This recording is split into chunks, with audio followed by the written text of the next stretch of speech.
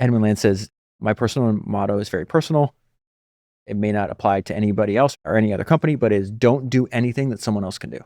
Mm-hmm. The importance of differentiation. I'm shocked at how few people understand how important it is. Dyson's whole thing is like, it has to be different. Even if it's worse, it should be different. He demands difference. He's got a very fascinating business philosophy. Dyson's mind's incredible. And then the other thing is, he knows because he dropped out of Harvard twice. He goes, there's something they don't teach you at Harvard Business School, that anything worth doing is worth doing to excess. So who is Brad Jacobs? So Brad Jacobs is, I think, the only person in history to start 8 separate billion-dollar companies. So a lot of people like on the West Coast, you know, in the tech scene, they don't really know who he is because he's just been an East Coast guy his whole life. But he started his first company when he was like 23. He's 68 years old. Mm-hmm. He is by far the most energetic person I have ever been around. Mm-hmm. And he wrote this book called How to Make a Few $1 Billion. What are some of his companies with? What's industries and so on? He's like the roll-up king. Yeah. So like he'd roll up like logistics companies and trucking companies, and now he's got a massive one. He just took public that's doing like building supplies. Mm-hmm. And so like, you know, early in your career, you might roll up like a $5 million company or a $20 million company. His first acquisition, I think, was like $9 billion. So he's like, he just gets progressively like bigger and bigger and bigger. Mm-hmm. But what I find interesting about him is usually when you study like extreme winners, and he's obviously an extreme winner, what motivates them is like kind of dark, like issues with their father, some kind of insecurity, never felt good enough. They grew up poor and they felt they were born in like the wrong place. Brad does it out of love. He's got no negativity. He's just a very special human being. And the fact that I get to text him and call him and go to his house is insane. He's just an amazing human being.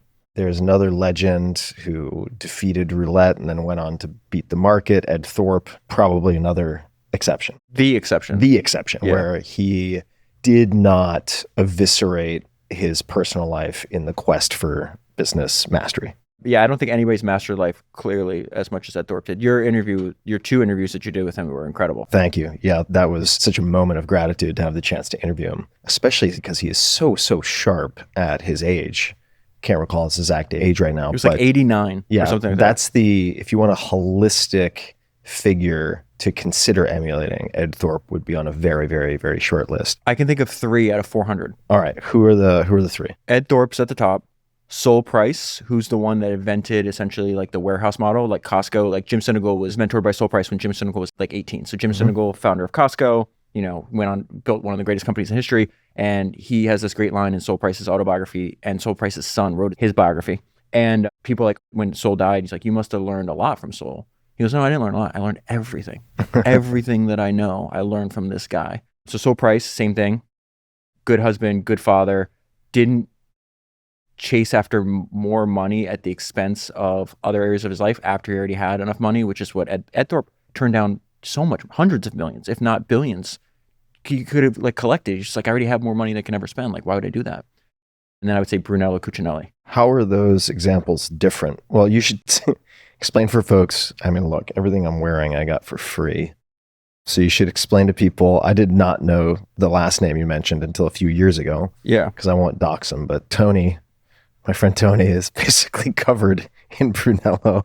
Who is this? So Brunello Cucinelli wrote this. I don't even know the name. I've read the book. It's like something about Solomeo. Essentially, he sells $5,000 sweaters. He sells sweaters that were more than my first car. Yeah. But he grew up in like very rural Italy. And then everybody at the time, there was essentially the hollowing out of his community. Everybody had to move to the cities. He is a very soulful dude.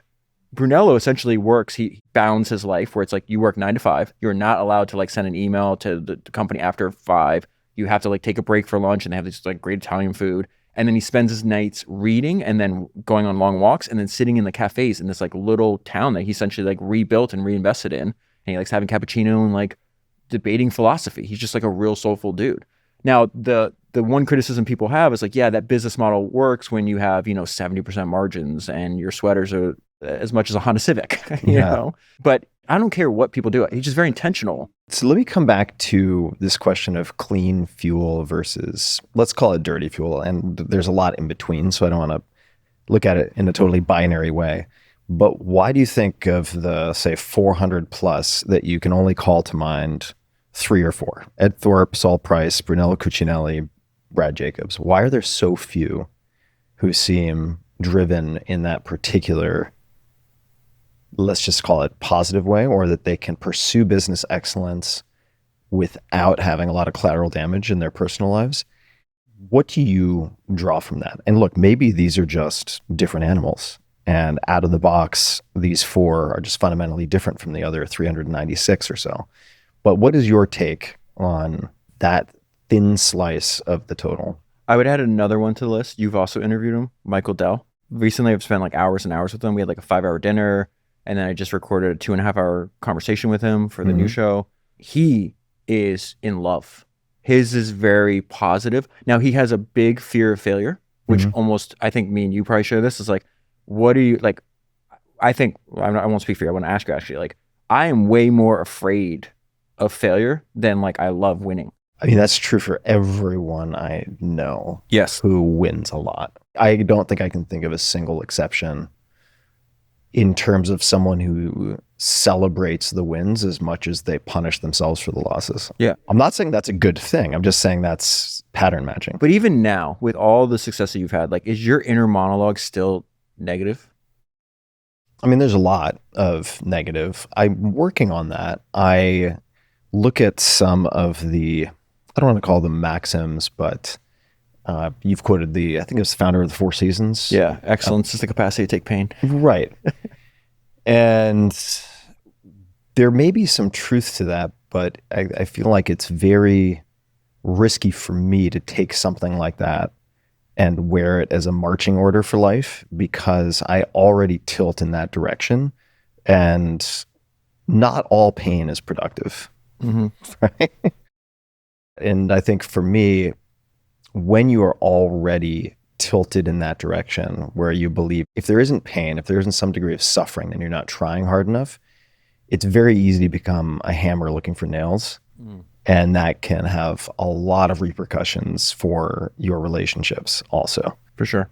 And if your self-talk is negative, at least in my experience, what I've seen in a lot of my friends and peers and founders, very often you end up having a similar type of dialogue with people around you. And that can have huge repercussions. So that doesn't give anyone a neat, tidy silver bullet of an answer. Yeah. But yeah, the negative self-talk, there's a place for it, but like the nuance to me matters a lot, right? If it's like, you're a piece of shit, you always do X, why don't you do Y? And that has a good outcome, I would still want to refine the process. I read this biography of Jensen Huang, which is fascinating because it's like right after one of the best quarters in NVIDIA history, he said that he starts this meeting and he says, I woke up this morning, looked in the mirror and said, why do you suck so much? So he's definitely driven by. He's hardcore. Oh, he's very hardcore. He's hardcore. So I guess what I'd also like to ask you is about not necessarily the people you study. And hopefully you take this as a compliment. It's intended like the highest compliment. But when people ask me about you, and they're like, so what's the story? Like, why do people like his stuff? And I'm like, well, you know, I can only really speculate, but I feel like you are, in a way, what Dan Carlin did with hardcore history, like you do for business. And Hardcore History is my favorite podcast of all time. I think Dan Carlin's the greatest podcaster ever lived. The reason I do a solo history show is because Dan Carlin, I've given away his back catalog. Yeah. I wish he would change his business model.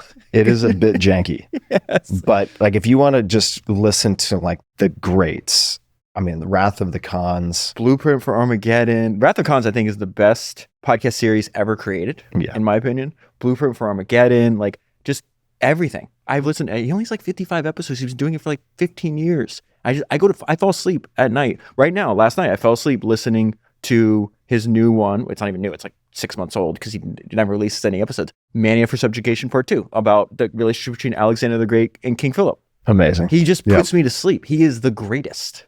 So the reason that I mention that is like I feel like I've learned so much from Dan Carlin. I've learned so much from your episodes. I'm curious though, I know another person you're a fan of, Derek Sivers, who I've known I think since 2007. Amazing entrepreneur. People can look him up. I'll give the one-liner, which he's sort of this like philosopher king, programmer entrepreneur who started companies, gave the vast majority to a charitable trust to fund musical education, at one point was the ringleader in a traveling circus, played guitar and sang at like a pig state fair, and has just crafted the most unusual and Derek life for himself and given his family permission to do the same for themselves.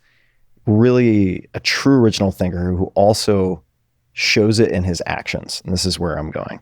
So Derek has this line, which is along I may be paraphrasing it slightly, but the gist is, if more information were the answer, we'd all be billionaires with six-pack abs.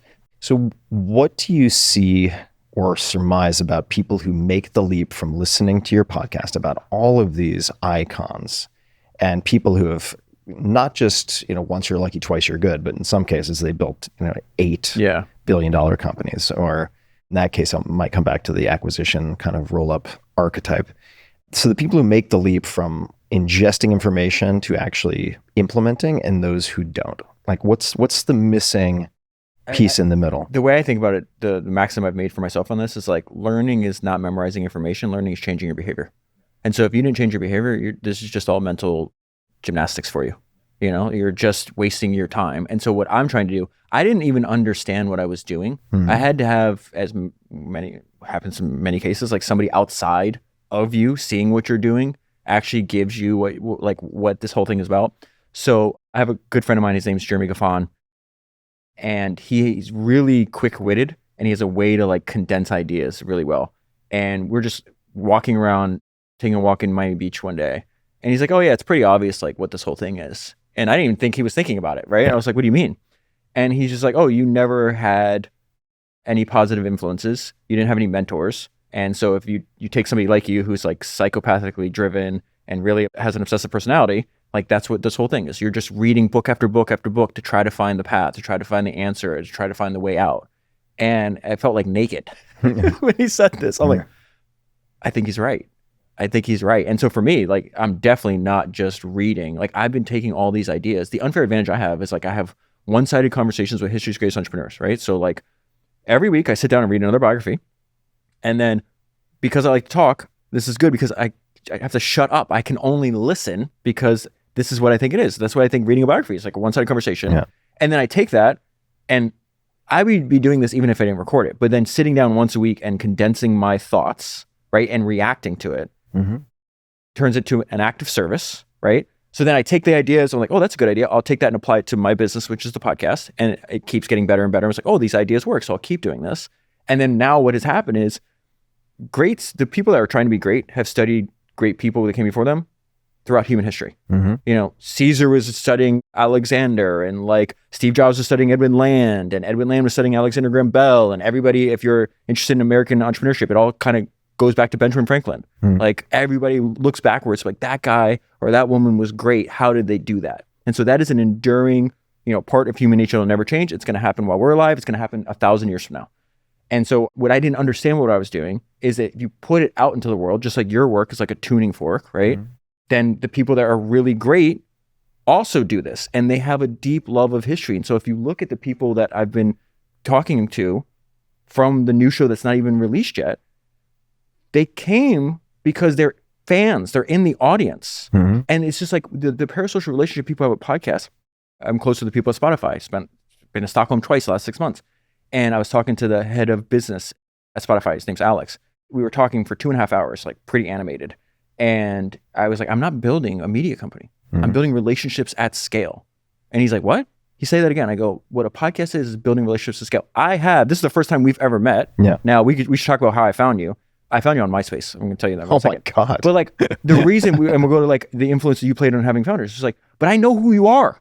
Like we could sit down and talk for 8 hours because I know you. There's no possible way I can consume all of your books and 600 hours of your podcast and not know Tim. You can't act for that long. Right. And so what I didn't understand is like, oh, this other path of me trying to find good information, valuable information. Like I came from a family, everybody's like, oh, I'm the first to graduate college. That's nice. No one even graduated high school in my family. Yeah. Like there's no reading, there's no self-improvement. The only thing my family read is the Bible. And like that can be taken to a crazy extreme. My mom. You also didn't go to prison. Yeah, exactly. And my grandfather, I shouldn't even say this publicly anymore. You have a big podcast. I would say stuff on small podcasts and forget that things get bigger later on. So I say crazy stuff that I should not be saying, but whatever, we're too late now. But yeah, my grandfather, my father, my brother. Like I remember being in high school and hearing bang and 5 guys at 5:30 in the morning come and grab my brother, and I don't see him for 4 years.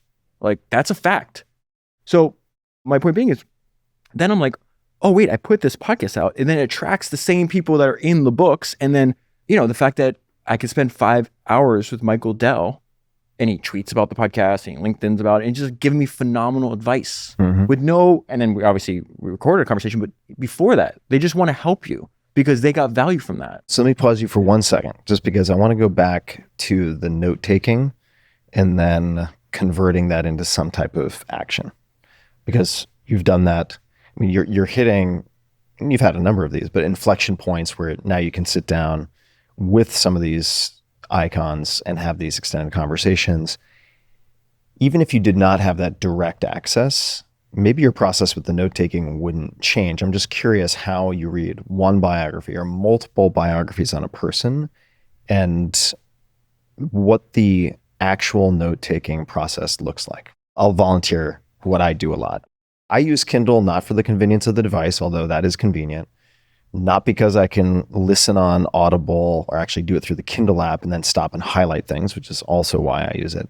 But the highlighting overall is the reason. Yeah. And then exporting or using something like Readwise in addition to synthesizing my highlights. And I believe you also use Readwise quite a bit.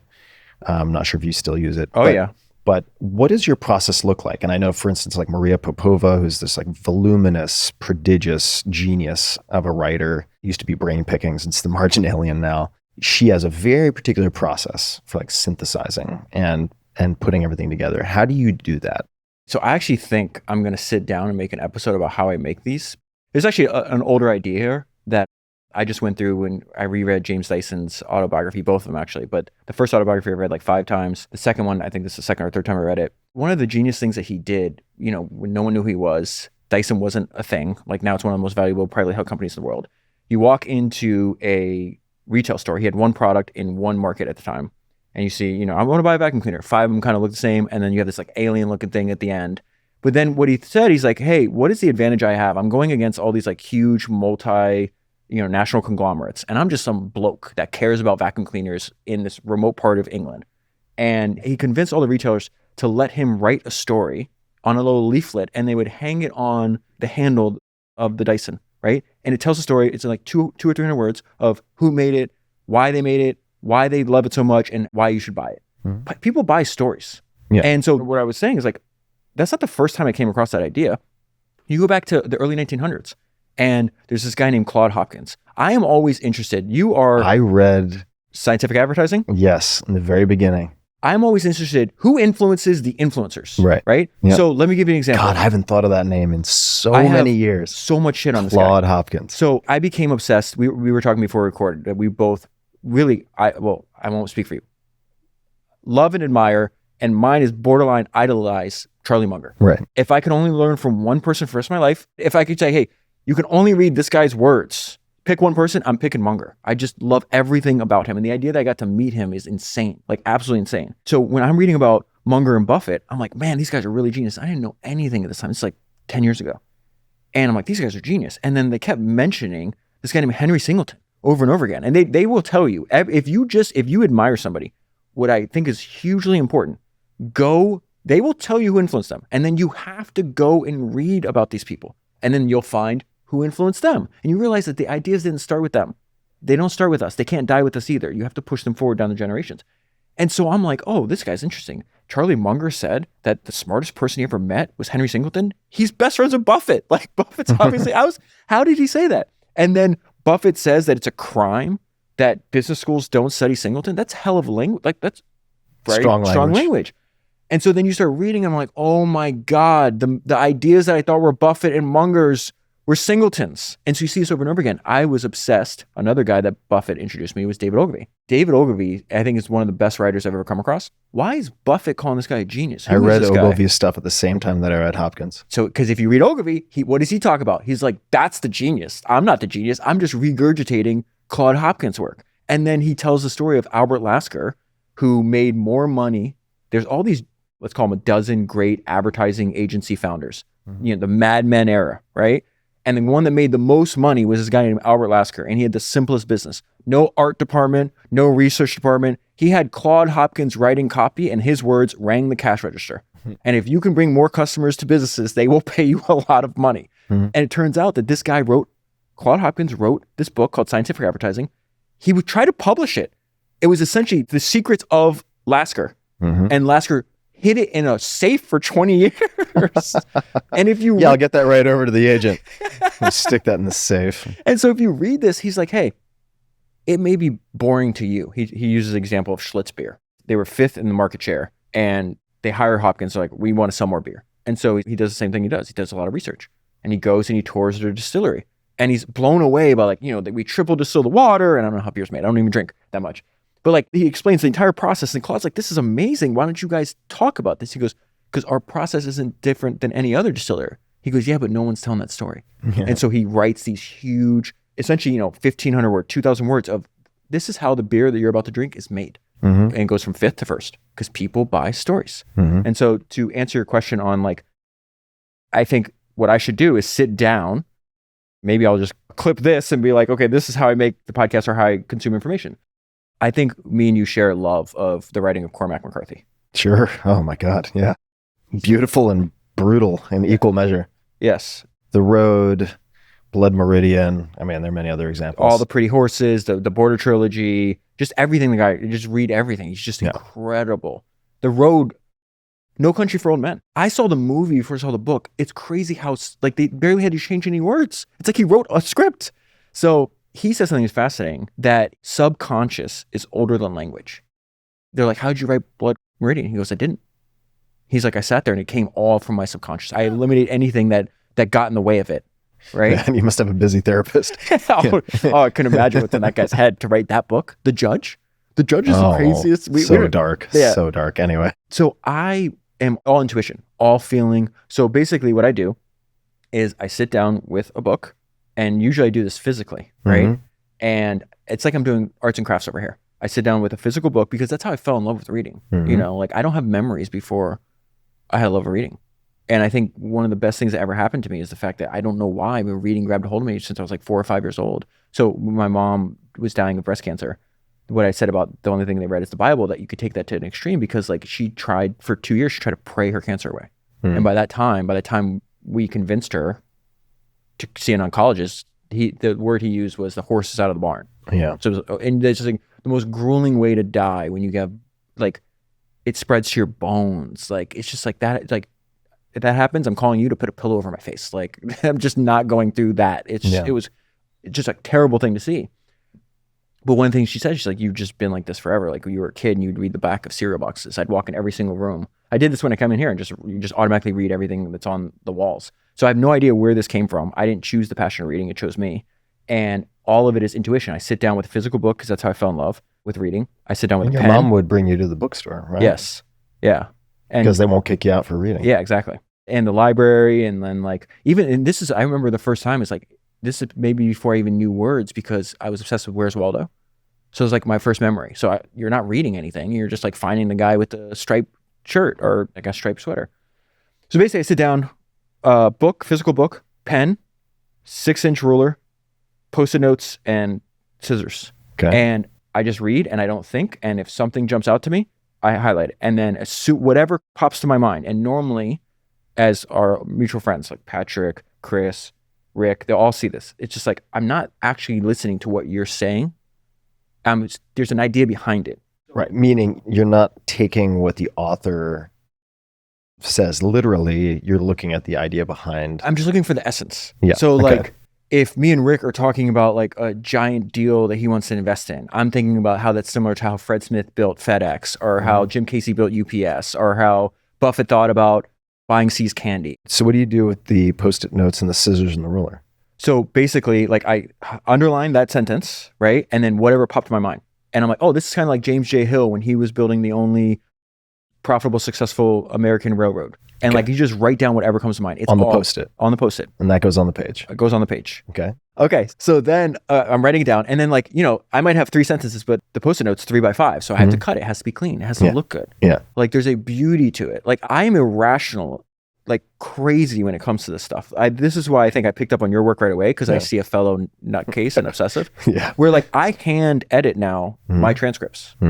So everybody's like, you should outsource it to AI. You should outsource it to India. No, I have to touch it. I have to feel it. I have to like, I just love it. I'm not doing it to do it quicker. I like what Jerry Seinfeld says. The hard way is the right way. I like the hard way. This also goes back to obviously have some kind of like dark thing driving me, which we can dive into if you want. But so then you go through the entire book, right? And so then I have to take pictures of it into the Readwise app, because you do the smarter way. Right. Kindle will just automatically go to Readwise. Well, I still use physical. I'll trade. I'll tell you how I use physical. You want to do it now, or you want? Yeah, sure. Don't lose your place. I won't. All right, you got the scissors. I want to know about the ruler. Oh, I guess the ruler. Well, I want you to straight explain lines. It has to be straight. Okay, it has to be beautiful. So we both have pretty moderate to severe OCD. I remember when I was diagnosed by the psychiatrist who was doing some like preliminary formality of taking me through these assessments before I was going to have this experimental brain stimulation, semi-experimental. And he had to check the boxes, and he went through these hours and hours of stuff. And he's like, if I need to take a seat, if we need to take a break, I understand. And he gave me this OCD diagnosis. I'm like, yeah, what else is new? Like, I just keep going. I knew this about myself. I don't need time. So the way I use physical, and I do use physical still quite a bit, is I will, and this is another question that maybe you can answer when you pick back up, is how a second or third reading differs from the first. Because when I read it the first time, I'm doing something very similar to you. I'm underlining things, or if that's just too much work because the book is actually a gem and it has a lot, then I will just like bracket it on the side of the paragraph so that I know what the highlight is. Then I will go through, if I read it a second time, and I will put T2 in a circle next to the things that still stuck out on a second reading. Now, sometimes you're just a different person. If you read it like 5 years later and your lived experience and your position in life is different. But if I'm doing it in somewhat rapid succession, I want to see what sticks on a second or third reading. So you'll see like T2, T3, etc. Sometimes it's just fun to see how I change over time.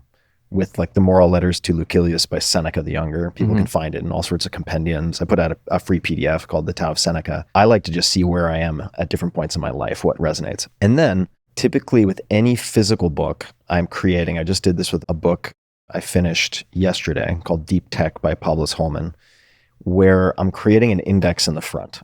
So whenever there's a page that really, really sticks out, I'll write down like 168, whatever it might be. Right? Someone I want to look up, someone like a Claude Hopkins whose name gets dropped. And I'm like, that seems important. All right. And so I have this index, and then I'll take a photograph of the index just in case I lose the book, which has happened. And that's always painful. I also I'll make a little box on the bottom right-hand corner of some of the front matter pages, and I'll put next steps. Wait, what's the front matter? So the front matter would be the copyright page, the title page, the pages that don't really have any content on them. Maybe there's a dedication page like Tama, it's like, okay, that's a blank page that I can use. Yeah. So on the bottom right-hand corner, just 2 lines that create sort of a box, I will write down next steps. So for every book, not every book, in some cases, if it's just for pleasure and it's fiction, but even then, sometimes ideas will pop into mind. I'm like, okay, what is at least one kind of next step? Maybe it's looking up someone like Claude Hopkins. Maybe it's an action. Maybe it's a phone call. Maybe it's an email, but like along the lines of David Allen and getting things done. It's like one physical next action. And so I almost always have that in nonfiction books. And I take photos of all that. I used to put it all into Evernote. I still sometimes do that because I've been using it forever and I have thousands of them. You're the last Evernote standing. I might be. Yeah, I use Scannable to get it into Evernote. But the point is I have a way to then OCR it so I can search it. All right, back to you. That's basically what I have to do now, which takes an unbelievable amount of time. But again, so I've already read it one time. Now I have to input it into Readwise, right? And so you take a picture of it, and it's laborious, right? And now I've read it for the second or maybe third time, because then you see it on the page, and then you have to make sure that it matches up between the page and what's on your screen. And so you're reading it over and over again. So then I get it all into Readwise. Do you want to take a sidebar just to explain what Readwise is? Readwise is essentially just a way to keep track of your notes and highlights from everything you read. And now they're expanding out because turns out the total addressable market for people that want to keep highlights and notes. First of all, how many people are reading books now? Like that number is dwindling, unfortunately, right? And then of that subset of smaller and dwindling people, how many are read as much as you and I do, and then they want to like actually research, like essentially a giant searchable database of everything you've ever read. It's like super valuable. And they charge like $99 a year for it. Yeah. Basically, they were running this for 6 years. They have a new like web reader app, and they said they made more money in 6 months from that than they did in Readwise for 6 years. So it's like obviously not a lot of people that want to do the thing that we're describing doing. I used to read the physical book, right? Because let's back up, and I want to tell you like the role that you played. Don't let me forget where I'm at though.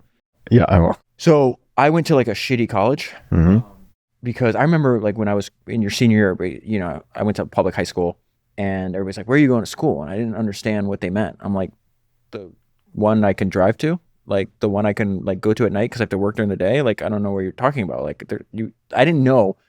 I got kicked out of my house when I was 18, and I had to live in student housing. Why'd you get kicked out? My mom's side of the family has like severe mental illness and just like some of the worst people you've ever met. And they just had this belief that you kick your kids out when you're 18. And I got it. It's just like out of the nest. It's not even that. It's like they pick a fake fight, and you have somebody that's very like, that was the point of contention between my mom, is she had undiagnosed mental illness for sure. Maybe not schizophrenic, definitely bipolar. Her sister was schizophrenic. And listen, man, as you get older, at the time I had a lot of anger, like a lot of anger, because I didn't understand why they're doing what you're doing. And then you get older, and then you have your own kids. So I went through this crazy thing where like, I think I like hated them even more, because when my daughter was born, I'm like, I remember seeing her for the first time. I was like, I've never loved, like you think you love a woman?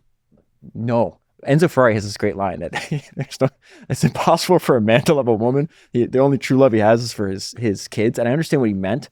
I think Ryan Reynolds said it best, where it's like, I never thought I'd love anybody as much as I love Blake Lively.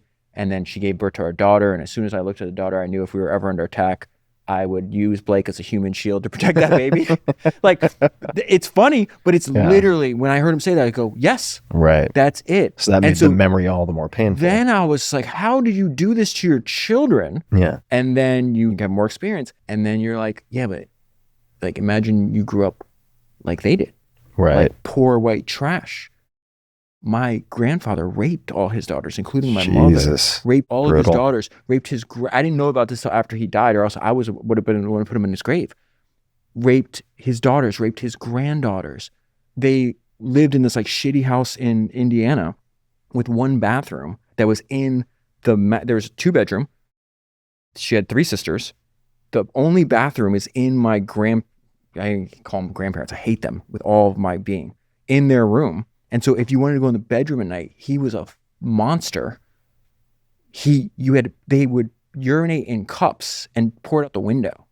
Wow. So again, it doesn't excuse the bad decisions they made and the unhappy marriage my parents had and all this other crap. But it's just like, all right, imagine that.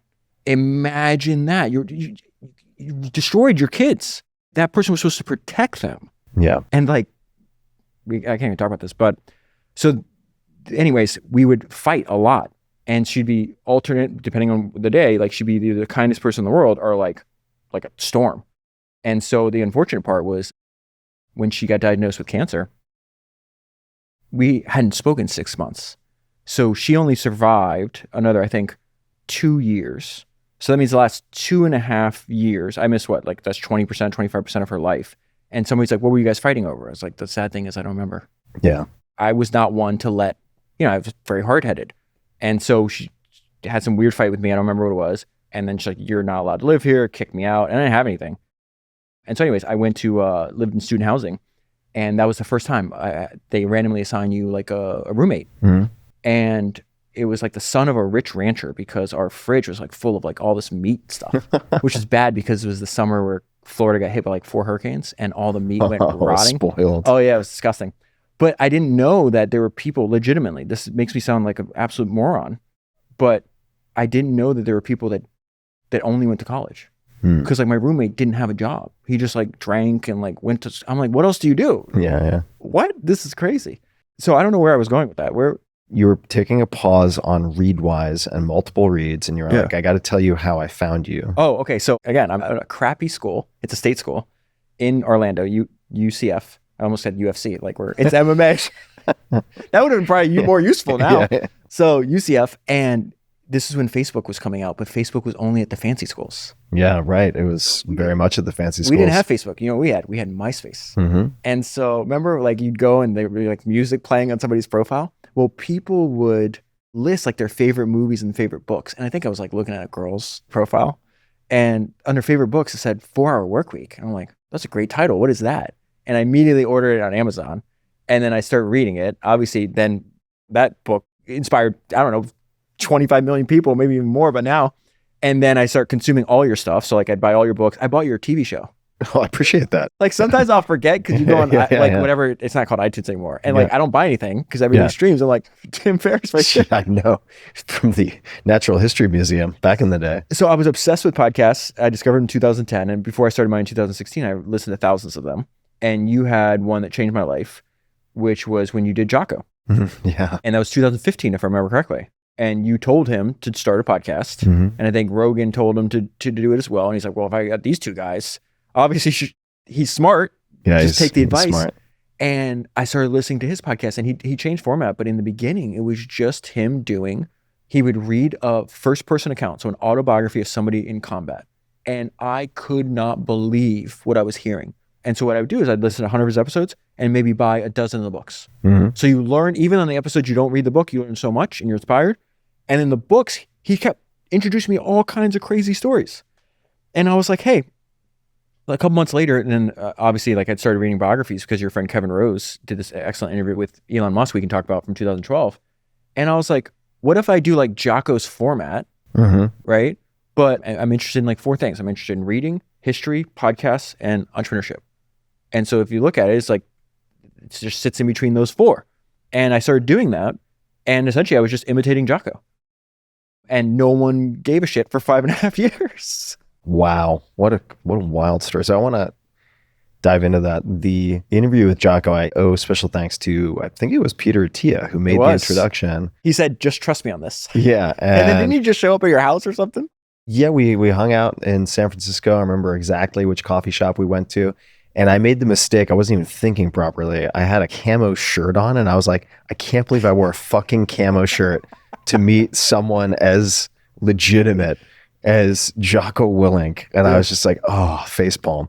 But we ended up connecting. That was his first ever public interview, which is wild. One of the best ones ever done. Oh, I mean, he really brought the heat. He's my alarm every morning. He's like, get up.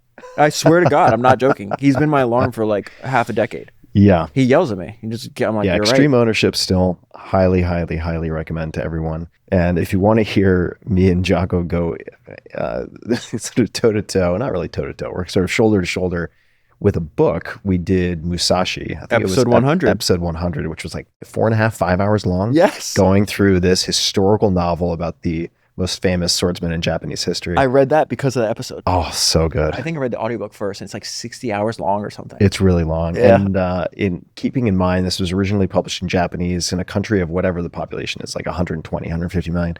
I think it sold like 80 to 100 million copies. I mean, something just completely insane. And who knows, I might be getting that off, but the numbers are just astonishing as a ratio of the total population.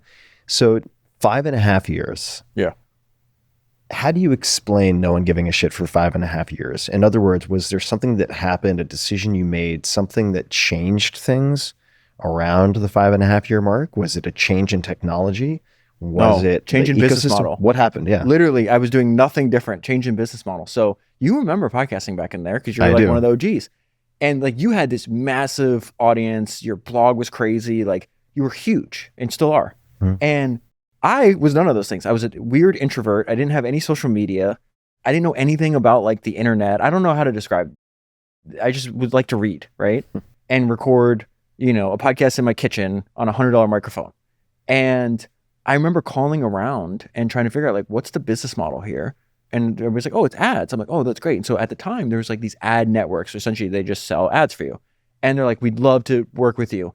You just have to have 50,000 downloads per show. And I go, what? Yeah. I will never.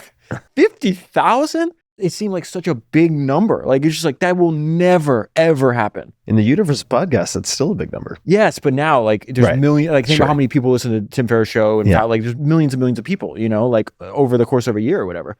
So I was like, oh my God, that's never going to happen. And so then you say, okay, well, what can you do? And back then it'd be like affiliate. Remember, Audible scaled massively. People don't realize how big businesses can get on the back of podcasts and how many have. Huge.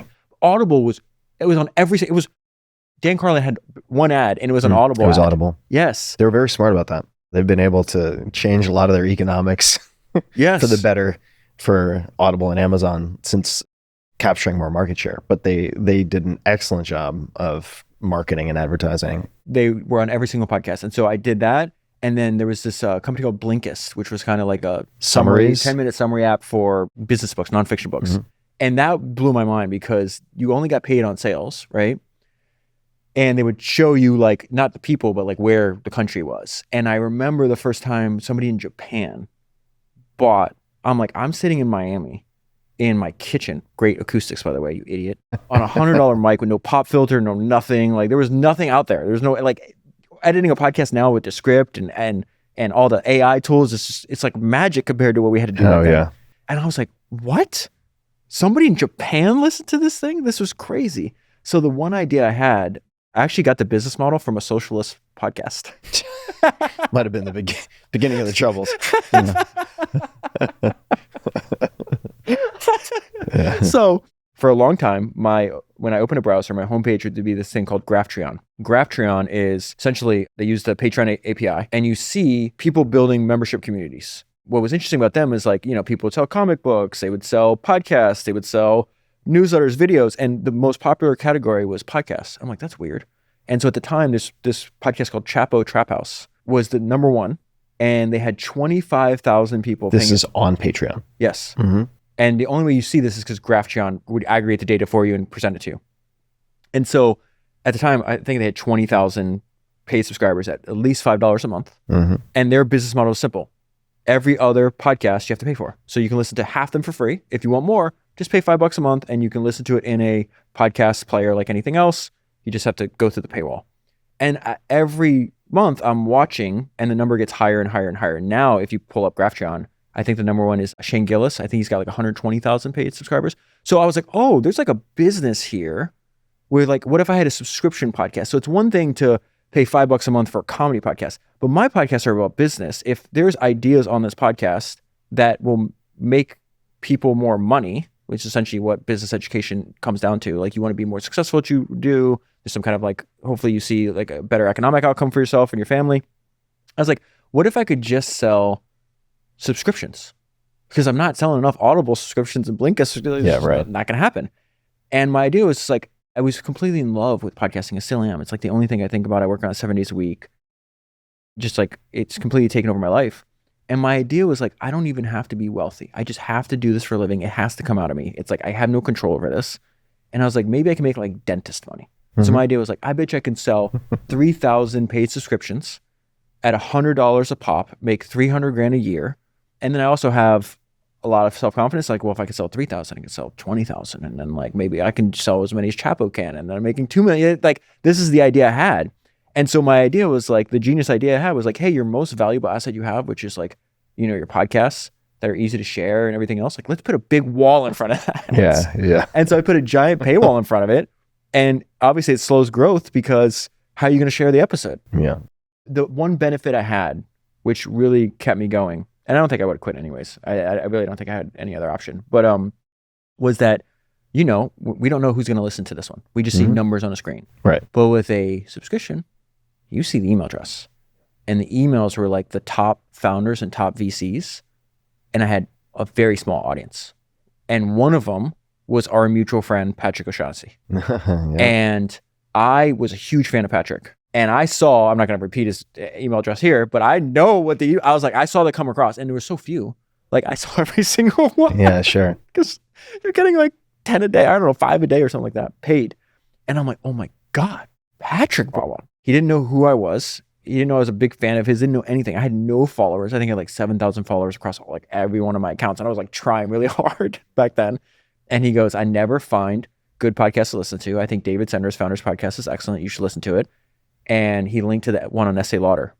And I could not believe it because I was like, why do I have these mentions on Twitter? What is a mention? Like, I don't get mentions. Like, what is this new thing? And then I log into my email, and it's just because back then you would get an email every time you get a new paid subscription.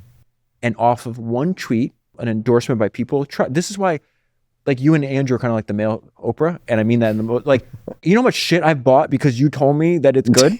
Why? Because of the trust. People chase numbers. It's like that. You're not chasing numbers. You're chasing trust and relationships. I love what Warren Buffett said. A brand is a promise. The fact that you guys have such high standards, I've never bought anything like, what the hell was Tim thinking? And so that's what makes you so valuable. So Patrick extended that trust to me, where I log into my email and you couldn't stop scrolling. Yeah, that's cool. You couldn't stop scrolling. And so I screenshotted that because Patrick's a good dude. Very smart too. Invest like the best. Yeah, you did an excellent episode with him for when you hit your 10-year anniversary. Right? Oh yeah, 10 years. Crazy. I was a huge NBA fan, and the person that found me that's been really, really helpful when I had like 1,500 listeners, this guy named Sam Hinkie, former general manager of the 76ers. Very, very intelligent, like intense, and kind of reclusive guy now. It's really hard to get to. We had talked a bunch, and he's just like, I really think you have something here. I think what you're doing is important, and I've tried to help you as much as I can. And I knew him and Patrick were friends, and I screenshotted Patrick's tweet. I was like, look what your friend Patrick did. Sam didn't say anything. He just put it, and again, Patrick trusts Sam. And Sam's telling Patrick, this guy's worth your time. He put us in a group chat. He goes, you two need to know each other. And I was like, Patrick, I'm a huge fan. Love to talk to you. And Patrick doesn't have a calendar. So I was like, he's like, what about right now? And I was like, well, let me look at my calendar. Nothing. Yeah. Nothing. Literally nothing. The first time we talked was like an hour and a half. And we get to the end. And he goes, I thought I was into podcasts. And then we become friends. And then I joined his network. And then he just poured gasoline on a promising spark. Was he the one who convinced you to remove the wall? No. So a friend of mine, again, this is the sad part about getting more following, is so many of my close friends now came from like DMs. And now you can't do that. You can't even look at mentions. The volume doesn't work. Yeah, it's like such a magical thing. And now because... Yeah, well, once verified could be purchased, it destroyed the utility of meeting those people on It's like what Charlie X. Munger said, like, if you have a bunch of raisins and just a few turds, you still got turds. And you could have 99% of the people who are nice to you, and then these psychos, and you're like, I can't read my mentions anymore, can't check my DMs. Like, it's like sad. But I met a couple friends through them. And again, I was like grinding out $100 a year subscriptions, just like going to the factory every day, trying to like, sell a few more. And one of my friends told me like what one of his friends' company just paid to advertise on like one of the biggest business podcasts. And the number was like, what? Yeah. What did you just say? And then Sam and other people like Patrick, they're just like, this is kind of weird thing that you're doing. Like, why don't you just like sell ads like everybody else, And I was like, look at China. They're 90% subscriptions for podcasts. I'm like, yeah, but you're American, you idiot. And so I came up with all these like crazy, because I can be very convincing in the opposite direction. Like, it doesn't have to be a good idea. I can talk myself into I can talk myself into good ideas, but I can talk myself into bad ideas too. And so eventually I called Patrick one day and I was just like, man, I am like fighting with like one hand behind my back. This is really, really difficult. I think I'm going to make an ad-based version of Founders. And he immediately like, yeah, no shit. Like, I've been telling you to do this forever. And then I was like, and I'd like it to be on your network. And he's like, ooh, that's interesting. And again, he's just a good dude. And he's like, yeah, but I own all the podcasts on my network. He's like, will you sell me equity? And I don't know why I said this. And I was like, no. It was like crazy. But I'd had all these like acquisition and investment offers up until that point. Because obviously everybody in the audience likes to do deals. Yeah. So they're like trying to allocate capital. That's their sport. Yeah. And I was like, no. It's like, it wasn't a business thing to me. It's like a special thing. It's like part of my soul, Michael Dell has this great answer when he was like fighting with Carl Icahn when, Oh yeah. And they're like, why don't you just like start another company? And he's like, I like this company. First of all, it has my name on it. And he goes, I'm going to care about this company after I'm dead. Yeah. So that's how I feel. Like, it's a irrational love that I have for this. And so I was like, I don't want to sell equity, but he's like, what do you want? And I was like, I want you to help amplify my audience and connect me with first-rate advertisers. And then we could just share ad revenue. And one call, he's like, done. And that like completely changed everything. That was 4 years ago. Wow. Thank God for Patrick, huh? Oh, for sure. I talk to him almost every day. We're like brothers. I call him. He's a great guy. He's a very, very good guy. So I'm going to zoom into your sort of expertise, subject matter for a second. And then I want to talk more about podcasting, but just so it doesn't become too much inside baseball, I do want to come back and talk about podcasting. But you have mentioned a number of different names kind of at the top of your list, people to learn from. Where does Edwin Land fit into that? Oh. And who is Edwin Land? So Edwin Land is the patron saint of founders. So I want a picture of him in my house. Like, the Last Supper, it'd just be like Edwin Land in the middle, like Jesus. So again, I'm very interested in who influences the influencers and like, where do these ideas actually come from? And, Steve Jobs, if you have a Mount Rushmore of greatest entrepreneurs, his face has got to be on it, undoubtedly. He created the most successful product in history. I think he did it for the right reasons. I think he's a very fascinating person, obviously incredibly flawed as like a human, which he even said, But what's fascinating is if you go back and which I do, is like when I read a biography of somebody, I will make a list going back to, your outline of what I'll do in the front of the books, which you called, what was front matter. Front matter. I didn't even know that term till now. Thank you. Yeah. I will write down all the other founders or all the other people they'll talk about. And so like I just did this with James Dyson. He's like obsessed with Buckminster Fuller and Isambard Kingdom Brunel and Jeremy Fry and Alex Issiganis and all these people. He just repeats them over and over again. And you just realize, oh, he studied these guys and then took their ideas and said, those ideas are good. I'll use them. And then makes $60 billion or whatever his company's worth. So Steve Jobs. Everyone should read about Buckminster Fuller. I haven't read the book yet. I've read his ideas, but not the book that James read when he was in college. It's fascinating to me how it's almost all like, and they usually find it early. I had lunch with Sam Zell. I'm talking to him. I was like, yeah, How did he make his money for people who don't know? People consider him an investor. He calls himself an entrepreneur. He called himself an entrepreneur. So what he's most well known for is in 2007, he sold I think the biggest real estate company in history for like $38 billion to Blackstone. And he kind of like tipped at the very top of the market, but he just likes to essentially buy businesses, try to make them grow. He would sell some. So like, that's why people consider him an investor, but he considered himself an entrepreneur. By the time I met him, he had 61 years of experience as an entrepreneur. And my favorite entrepreneurs I love talking to these people that have 40, 50. I'm not interested in the startup founder at all. Like this 25-year-old kid that thinks he's smart. He doesn't have enough experience yet. Life is going to teach you what you know. People who've ridden like multiple macroeconomic cycles, who have had to contend with different challenges at different points in their lives, not just when they have no responsibilities and no dependence. Yeah. Et cetera, et cetera, et cetera. Well, he says something in his autobiography that you were speaking to earlier. He's like, yeah, in earlier in my life, my career fought my marriages and my career won. And that's why I've been married 3 times. The recurring theme is that you look at life as everything that's not work as kind of an unpleasant distraction. And you wonder why your relationship's broken because you're not spending any time there. Like, of course, it's the outcome. And they all make this mistake over and over again. So what's fascinating about this is, we'll go back to Edwin Land in a minute. Sam Zell, in his biography, he's like, dude, I'm in college. This guy was making millions of dollars a year when he was in law school. That's how good of an entrepreneur he was from day one. Was that real estate? Yeah. He was developing, I think, student housing at the time. I think the student housing, but he was also like doing deals. Like he's just a very gifted deal maker. And you see this with Rick. Yeah. Understanding, like you'll bring something to Rick and you're like, oh, here's like 10 things that are important. Do you want to explain who Rick is briefly? So Rick his name's Rick Gerson. He's one of my closest friends. You've known him for what? Yeah, I don't know, 15, 20 years, a long time. 15, 20 years. He's one of the most generous, thoughtful, and also simultaneously super intense people I know. He's a master of finance, came out of this just sort of amazing training environment. We can just call that for what it is for now in simplicity, and is one also of the best connected humans I've ever met. He identifies, there's like one thing. He learned that from Sam, and then Sam learned that from this guy named Jay Pritzker. It's very fascinating. Chicago royalty. Yes, 100%. So I actually just backed, it's not a Kickstarter, but it's almost like there's no biographies of Jay Pritzker. And so this guy named Rockwood Notes that essentially put his hat out. He's like, hey, I want to do this, but I need to make at least, I think, $40,000 a year to write this book. And he's selling like $800 or $1,000 a year subscriptions. So I was like, yeah, I'll obviously sign up for this. Like, I want a Jay Pritzker biography. So Sam Zell in his autobiography, he's like, yeah, I read this book by William Zeckendorf and it changed my life because there's one idea in this book. It's what Charlie Munger said. There's ideas worth billions in a $30 history book. And there was this thing called Hawaiian technique. William Zeckendorf was like this real estate developer in New York, and he came from nothing. and then made a lot of money, then lost it all, and then made a lot of money, then lost it all again, and dies with no money. So you want to avoid that too. But he had this thing called the Hawaiian technique, which was, hey, if you just parcel out a building and you sell the different parts to whoever values it more, you'll make more money. So like the lease is valued higher by these guys, and the land is valued higher, and maybe the commercial real estate there or whatever. Like he just would break it apart like Legos and sell it independently and make a little money. What Sam realized, he started using that real estate, and he goes, oh, this works in business too.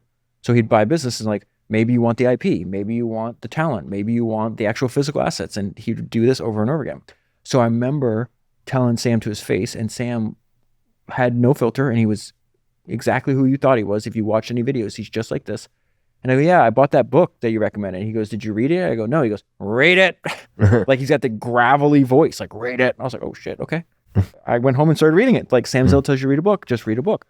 But the reason I bring this up is because you'll see this over and over again. They'll find somebody early. So you can go back and read this Playboy interview, just for the interview. It's just not for anything else, of Steve Jobs when he's 25, 26. And he's talking about the fact that we have the wrong role models and heroes as a society. We want to be, now he'd say you want to be YouTubers or something. We want to be athletes. We want to be all these other things. We should want to be Edwin Land. And at the time, Edwin Land was the founder of Polaroid. Edwin Land's in his 70s. Jobs meets him and spends time with him a bunch of times, okay? Edwin Land at that time had the third most patents of any American in history. I think it was Thomas Edison, the second guy, and then Edwin Land. Or maybe it's the first guy and then Thomas Edison, but Edwin Land was up there. And what you would realize is when Jobs goes on stage and says, hey, I wanted to build Apple, I wanted to build a company at the intersection of liberal arts and technology, and he has that, he literally puts the street sign up on there. That is literally a direct quote from Edwin Land. Edwin Land wanted to build a company at the intersection of liberal arts and technology. He wanted to make completely vertically integrated consumer products that were magical, that had a magical experience. In Edwin Land's case, he invented the industry that he then comes to dominate. There was no such thing as instant photography. So when we're like, how great is the iPhone compared to one that came before it? The difference is vast, but not the same thing as if me and you were hanging out before Edwin Land was on this earth. We take a picture at a party, like, how did it come out? Well, we'll find out 2 weeks from now when we get back from Kodak. As opposed, turns out it was a shot of my foot. As opposed to like, wait a minute and we're going to see it right here in the Polaroid. And then, dude, the amount of ideas that Jobs took from him. Go look at the freaking tables that Jobs uses when he gives presentations. The actual table. It's the same table that Edwin Land gave when he gave presentations. So if somebody wants to study Edwin Land, where do they start? So I read this biography of Edwin Land I thought was incredible. It's called Insisting on the Impossible. It's the most comprehensive biography of him. People read it, they're like, this book sucks. I think it's riveting. There is a book, I think it's called Land's Polaroid. That's the one I'd read because it's only 250 pages. And it's written by a guy that worked for and with Edwin Land for like 20 years. And I love those kind of things because you see him over a decade. But my point being is like Jobs was talking about this guy when he was 25. Jobs knows he's dying when he's working with Isaacson on the biography. He knows he's dying. And he's still talking about, Edwin Land appears in Isaacson's biography of Jobs like 6 times. Why is he still talking about this guy? How could you not be interested in understanding why? What is it about this guy that he admired and liked? He has a personal motto that I love and that I try to do. There's 2 of them. Edwin Land says, my personal motto is very personal. It may not apply to anybody else or any other company, but is don't do anything that someone else can do. The importance of differentiation. I'm shocked at how few people understand how important it is. Dyson's whole thing is like, it has to be different. Even if it's worse, it should be different. He demands difference. He's got a very fascinating business philosophy. Dyson's mind's incredible. And then the other thing is, he knows because he dropped out of Harvard twice. He goes, there's something they don't teach you at Harvard Business School, that anything worth doing is worth doing to excess.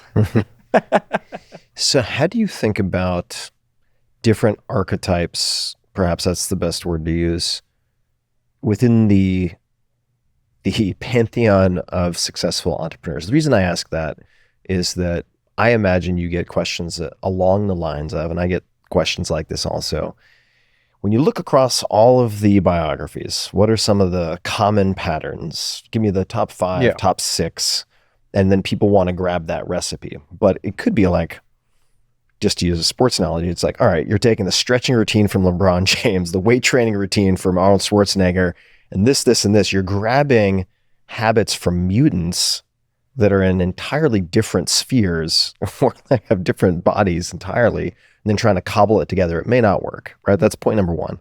Probably won't work. Number two is that within the world of business advice, whether it's autobiographies, biographies, interviews, there's a lot that conflicts, right? So you have one person who says, anything that's worth doing is worth overdoing.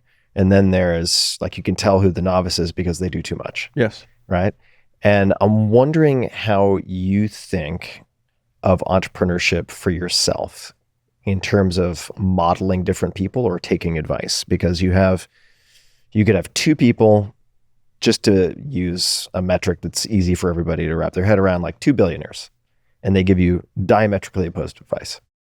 How do you personally pick? There's no formula. So this is actually something, one of the things I'm like so thrilled with is the fact that like I've become friends with Daniel Ek, the founder of Spotify. And this is something we're actually trying to work on together, because he brings this up. He's like, we need alternative founder archetypes. And I back up. First of all, like Daniel is an alien. There is a specific reason that I wanted him to be the very first guest on the new show. Mm-hmm. I'm able to like build relationships with other people. Daniel's very special in the sense that like he's only a few years older than me, but he's so much more wiser than I am. I don't know how I can put this in words and make sense, but like, because he founded and is still running a $120 billion company that he's been running for 19 years, but to me, he's still so underrated. And the thing about Daniel is not only is he wicked smart, right? But he's given me some of the best advice, and he does it in a very like reserved and very precise way. He's got very clear thinking. And I just cannot get over like how generous he is with his time and his advice to me. And, he told me one of the things that was really important. He said like an offhand comment, but he's like, you're really easy to understand, so therefore you're easy to help. And he's just like, I know what is important to you. And so therefore you're easy to help. You're easy to interface with. And so his point is like, every young founder thinks they have to be an Elon or a Steve Jobs, but I'm not like an Elon or a Steve Jobs. And the massive success is not only what he's done for Spotify, one of the best apps ever created. I think there's only one other company in the world that has more paid subscribers than they do, and that's Netflix. But think about the way you feel when you get done using Spotify. And this is why I like all of the top people there too. And they've also been working together for an excessively long time. Gustav, Alex, Daniel, all of them, is they want you, when you're done using Spotify, to feel good. If me and you spend an hour listening to our favorite music on Spotify, you feel great. You spend an hour listening to Tim Ferriss's podcast, you're inspired, you feel great. An audiobook now, you feel great. I spend an hour on TikTok or Reels, I feel like shit. Like Twitter, I can't. Like I feel like the anti-therapy if you want to send yourself backwards. So I like what they're doing. Is there any other advice that has stuck from Daniel to you? So yeah, don't let me forget the archetype. Yeah, I won't lose track of that. So the archetype I think is really important. I think you'll really vibe with what his perspective on this is. Daniel will tell you advice in like he's like a wise old man. I don't know how to describe it. One thing is implied and never explicitly stated. He just doesn't feel he has there's no ceiling on what he can achieve or what he can learn or the effect he can have in the world. And when you spend time with him, that is transferred to you. And it's like one of the most important things. And I don't even know if I told him this. I have like tears in my eyes thinking about it. I remember like hanging out with him in Stockholm, and he's done phenomenal stuff with Spotify, one of the best apps ever created, best businesses. He's like wildly successful as an investor too. And so I remember asking him, this is the funniest thing over here. I go, were you always interested in investing? Because I knew his story. Like we talked a lot about this. And he goes, no, I didn't even know anything about it. I started learning. I go, when did you start learning? He's like, 2018. I go, how'd you start learning? He goes, Patrick's podcast. And so he would just listen to people. He's like, I like that idea. I'll take that idea. Oh, I don't like that idea. I don't like that at all. I'll avoid that. And the way Patrick describes it is like, out of anybody Daniel has the ability to apply what he's learning faster than anybody else and at a grander scale. I think he's also a very, very, very good systems thinker. So he's not at a risk of cobbling together this sort of camel that is a horse designed by committee. That has a bunch of inherent problems and conflicts within it, right? Like he'll be able to figure out how to put pieces together from first principles that function well as a whole. Let me tell one other piece of advice that he gave me, and he tells it in story form. This is why he's like the wise old man. And essentially was, remember why people love you. Like you sit in a room and you read all the time, and then you make this thing on the other side that educates and inspires us and gives us energy. And as soon as you stop doing that and you start saying yes to all these distractions, and I don't even know, we might have talked about this on the episode we did that comes out in a few weeks, but he tells it in a story. And he tells a story from another person. So he's not telling you, David, go do this. He's like, let me tell you about this little genius, or not little genius. This guy's really impressive. Look at what he's accomplished and everything else. And then the story will hit you like hours later. And he's like, oh yeah, we've invited him to the conference over time. I've invited him to visit and I keep hearing no. And I'm like, oh, he's like telling me you're saying yes to too many things. The magic that you have is because you say no. And once you start saying yes and you're at every conference, you're traveling around, you're doing all this other stuff, the magic disappears. I'm curious what you think are some of the different archetypes, because I think of the 100+ startups that I've invested in since 2008, and there's a lot of variability. Yeah. Right? You've got the engineer, let's call it the engineer founder, right? Somebody like Toby of Shopify, right? Or Luis Van Ahn of Duolingo. Then you've got the sort of like genius, operator, negotiator, warrior, like a Travis Kalanick, right? Very different personalities, very different superpowers. And you just go down the list and you see some people come from like a finance numbers kind of like spreadsheet god perspective, and like they just have an analytical advantage, right? Like it's very comparable to investing in some ways, looking at the investing world. They have this analytical advantage, let's just call it. And I was trying to pick out what, if anything, might be commonalities, because you also have like the crazy artist who then figures out how to harness some of their superpower. And it strikes me that there are at least two that immediately jump to mind. One is longer term time horizon, right? Kind of those are the people I'm obsessed with. Like the Jeff Bezos type of mindset, where it's like, if you have the exact same toolkit, the exact same competency, out of the box genetically, you're built exactly the same as someone else, but you are able to think and plan longer term, it can be a huge advantage. Second is something that you mentioned, where Daniel was saying to you, like, this is the magic. So just remember, this is the magic. Yeah. When other opportunities, other shiny objects show up, because they will, even in very early stages. And if you deviate, it's incredibly easy to sort of self-immolate if you lose track of that. Right? And you see that a lot when CEOs get replaced sometimes, founder CEOs. Sometimes they need to be replaced. But what else would you add to that, or how would you expand on any of it? Just look at the founders of some of like the biggest companies in the world now, right? Like they would go to war against each other. So think about like Oracle and Microsoft. You can't think of two different founder archetypes than Bill Gates and Larry Ellison. Larry Ellison's like, I'm a sprinter. I have very intense periods of work, weeks at a time, months at a time, and then I need to go on my boat with a bunch of Italian models, right? This is how I have to live my life. Bill Gates we'd be walking into this room right here and his feet would be under the ground, underneath his desk. He's sleeping for 3 hours. He's getting back up and he's going back he's a grinder. I've been trying to name some of these, and I haven't done this yet. And the problem is I never write anything. And this is all like improv, you know? One of them is like the anti-business billionaire. And so in that category, it's like these people are so obsessed about one thing, and that's the quality of the product that they're making. They make non-financial decisions. Like Steve Jobs making sure that the inside of the Mac looks beautiful, even though you can't open it up and it costs more money. He doesn't care. Yeah. He wants the best product. James Dyson's like this. He's an anti-business billionaire. Yvon Chouinard, founder of Patagonia, anti-business billionaire. These guys, they're obsessed with two things: quality of the product that they're making and retaining control of their company over the long term. And the funny part about that, the reason I call them anti-business billionaire, is because if you make the world's best product, right, and you retain control over your company, you wind up with the money anyways. Yeah, I can think of a few people, I mean, within my portfolio who retained a lot of their equity at least, and that's it. Which is kind of preserving the magic, right, in terms of the best product. Everybody's like, look at what's happening with Larry Ellison right now. It's like, yeah, the guy, I think they raised, I could be wrong, but I think Oracle raised $32 million of equity in their IPO and no more after that. And then the guy would refuse, even when they were almost going out of business in 1990, he still wouldn't sell. They're like, sell your equity. Like, no. It's like, it might be worth nothing. He just wouldn't sell it. And then he's buying back stock. So he owns, I think he went down to 24%. Now he's back to like 41% of Oracle. The company's 50 years old. Yeah. like 45 years old. I think he was like 30 something when he founded the company. He's just an anomaly. And then you have people like Elon, where it's just like, I'm going to run. I wouldn't even think that's possible. How the hell do you run 7 companies at the same time? I can barely manage 3 employees. I don't know. Yeah, exactly. I don't have So a good like, answer. that is the point. I do think Daniel hit on something that no one else has put in front of me. It's like, man, there's not like, the people are going to dominate. Obviously, Elon's the most famous entrepreneur in the world. Mm-hmm. But even like Bezos is very different. And then you have these people that just like to make money. And that is their scoreboard. This is another thing I learned from Michael Dell. There's 2 things.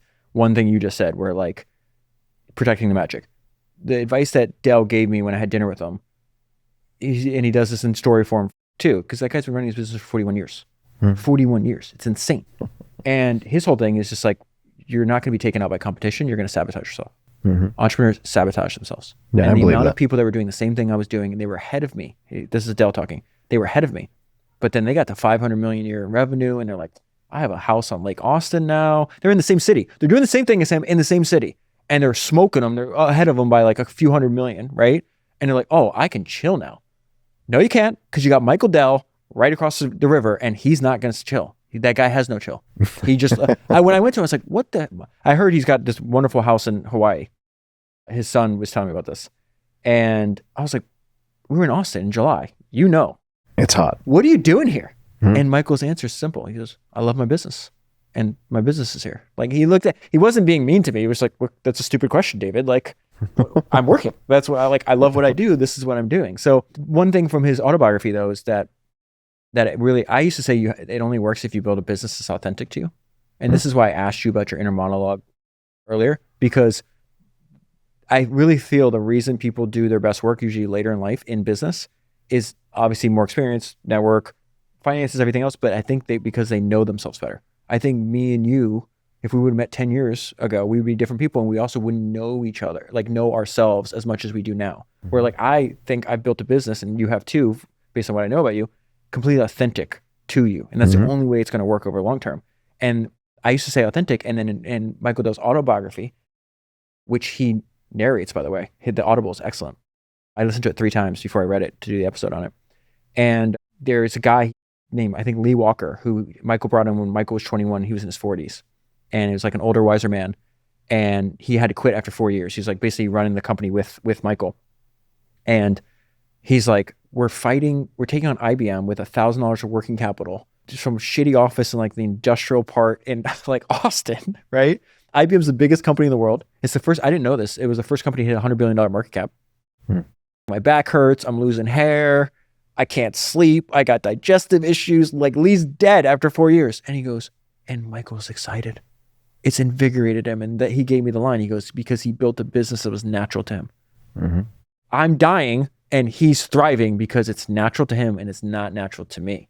And I think that's the key, man. People are like, oh, I'm going to imitate X, Y, and Z. It's like, no. You should be copying the how, not the what. You don't copy what they did. You copy how they did. And then you just take the little ideas, right, that make sense to you. So you asked, like, how am I applying this for my own work? I am either completely apathetic and ignore something or completely obsessed. It's 0 or 100 and nothing in the middle. So the reason I love Munger, because Munger and your friend Naval had a big role in this too, gave me the kind of the blueprint where he's just like, hey, we found that oftentimes, Munger has this line, that oftentimes the winning system in business goes ridiculously far, maximizing and or minimizing one or a few variables. And he used Costco like the example. And then he has another line, find a simple idea and take it seriously. Sharing lessons from biographies of great people is a very, very simple idea. Doing it for 9 years, working 70 hours a week at it, building systems for it, redoing it over and over again is not, like, that's the serious part. His other quote that I've already shared earlier, there's ideas worth billions in a $30 history book. That's another idea. That's maybe why the work would be valuable and attract the audience that it could attract. Another idea from him, you want to maneuver yourself into an area that you're intensely interested in. That just being a fanatic like a Sam Walton or like a Jim Sinegal or like a Sol Price is just Jeff Bezos, very helpful. These are fanatics. They're intensely interested in what they're doing.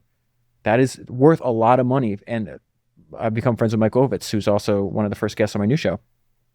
And his whole thing is like, you cannot fight against your job. That's one of the best pieces of advice. He's like, people fight against their job all the time and they lose. You have to find something that you're intensely drawn to it. So I have a couple of bullets. You should explain who Michael Ovitz is. Why don't you do that first, and then I'll just hop to 2 questions related to Michael Ovitz specifically.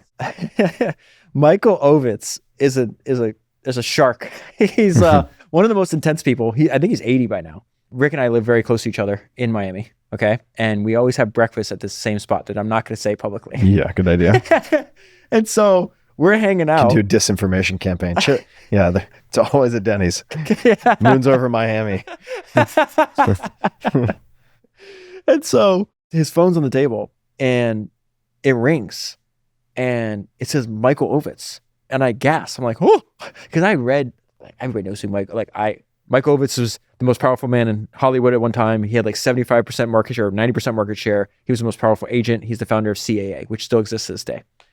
And I'm like, oh God, like I know who that is. I've done episodes on this guy. And so he picks up, and they've been friends for like 20 years, 25 years, something like that. And he goes, hey, I'm sitting here with somebody you might know. Have you ever heard of David Senra and the Founders Podcast? And Michael pauses. He goes, I listened to 4 of them yesterday. He was on his boat in St. Bart's. That's incredible. No, but this is why he's a shark and a killer. He's on his boat in St. Bart's. He's like studying Rockefeller and Vanderbilt. He's like quoting stuff from the episode. Rockefeller, one of the biggest sharks to ever live. Oh, 100%.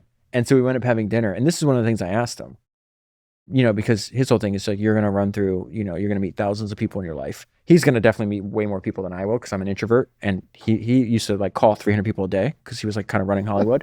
But Ovitz's advice to me was just like, you're going to meet thousands of people in your life. And what I would recommend is just spend all the time with the handful that really matter. And he's like, for me, Rick is one of those people. And I go, why? And obviously, he's like, oh, he's intelligent. And basically, but he's like, because he tells me the truth. Mm-hmm. That's one thing you can rely on Rick for. I'm not sure he can help himself. But I'm not sure it's a conscious decision.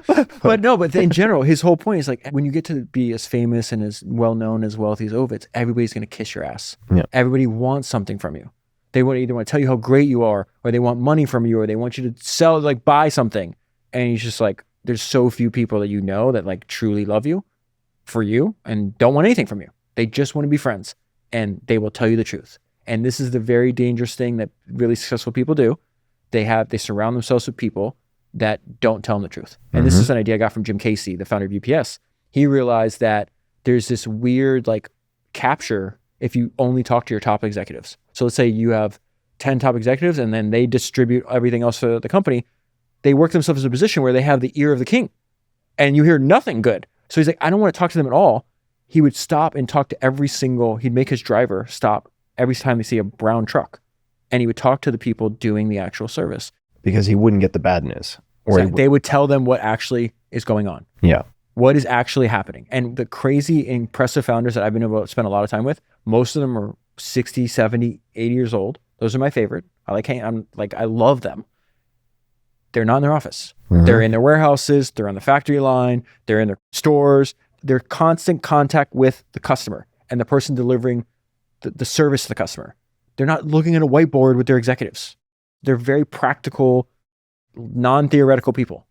I think it's like really important. So in my own thing, it's just like, I like to be obsessed and focused on one thing. I don't like to multitask. So therefore, everybody's like, every single publisher, it's like, write a book. Mm-hmm. You should do this. Everybody says, hey, I like X, so do Y.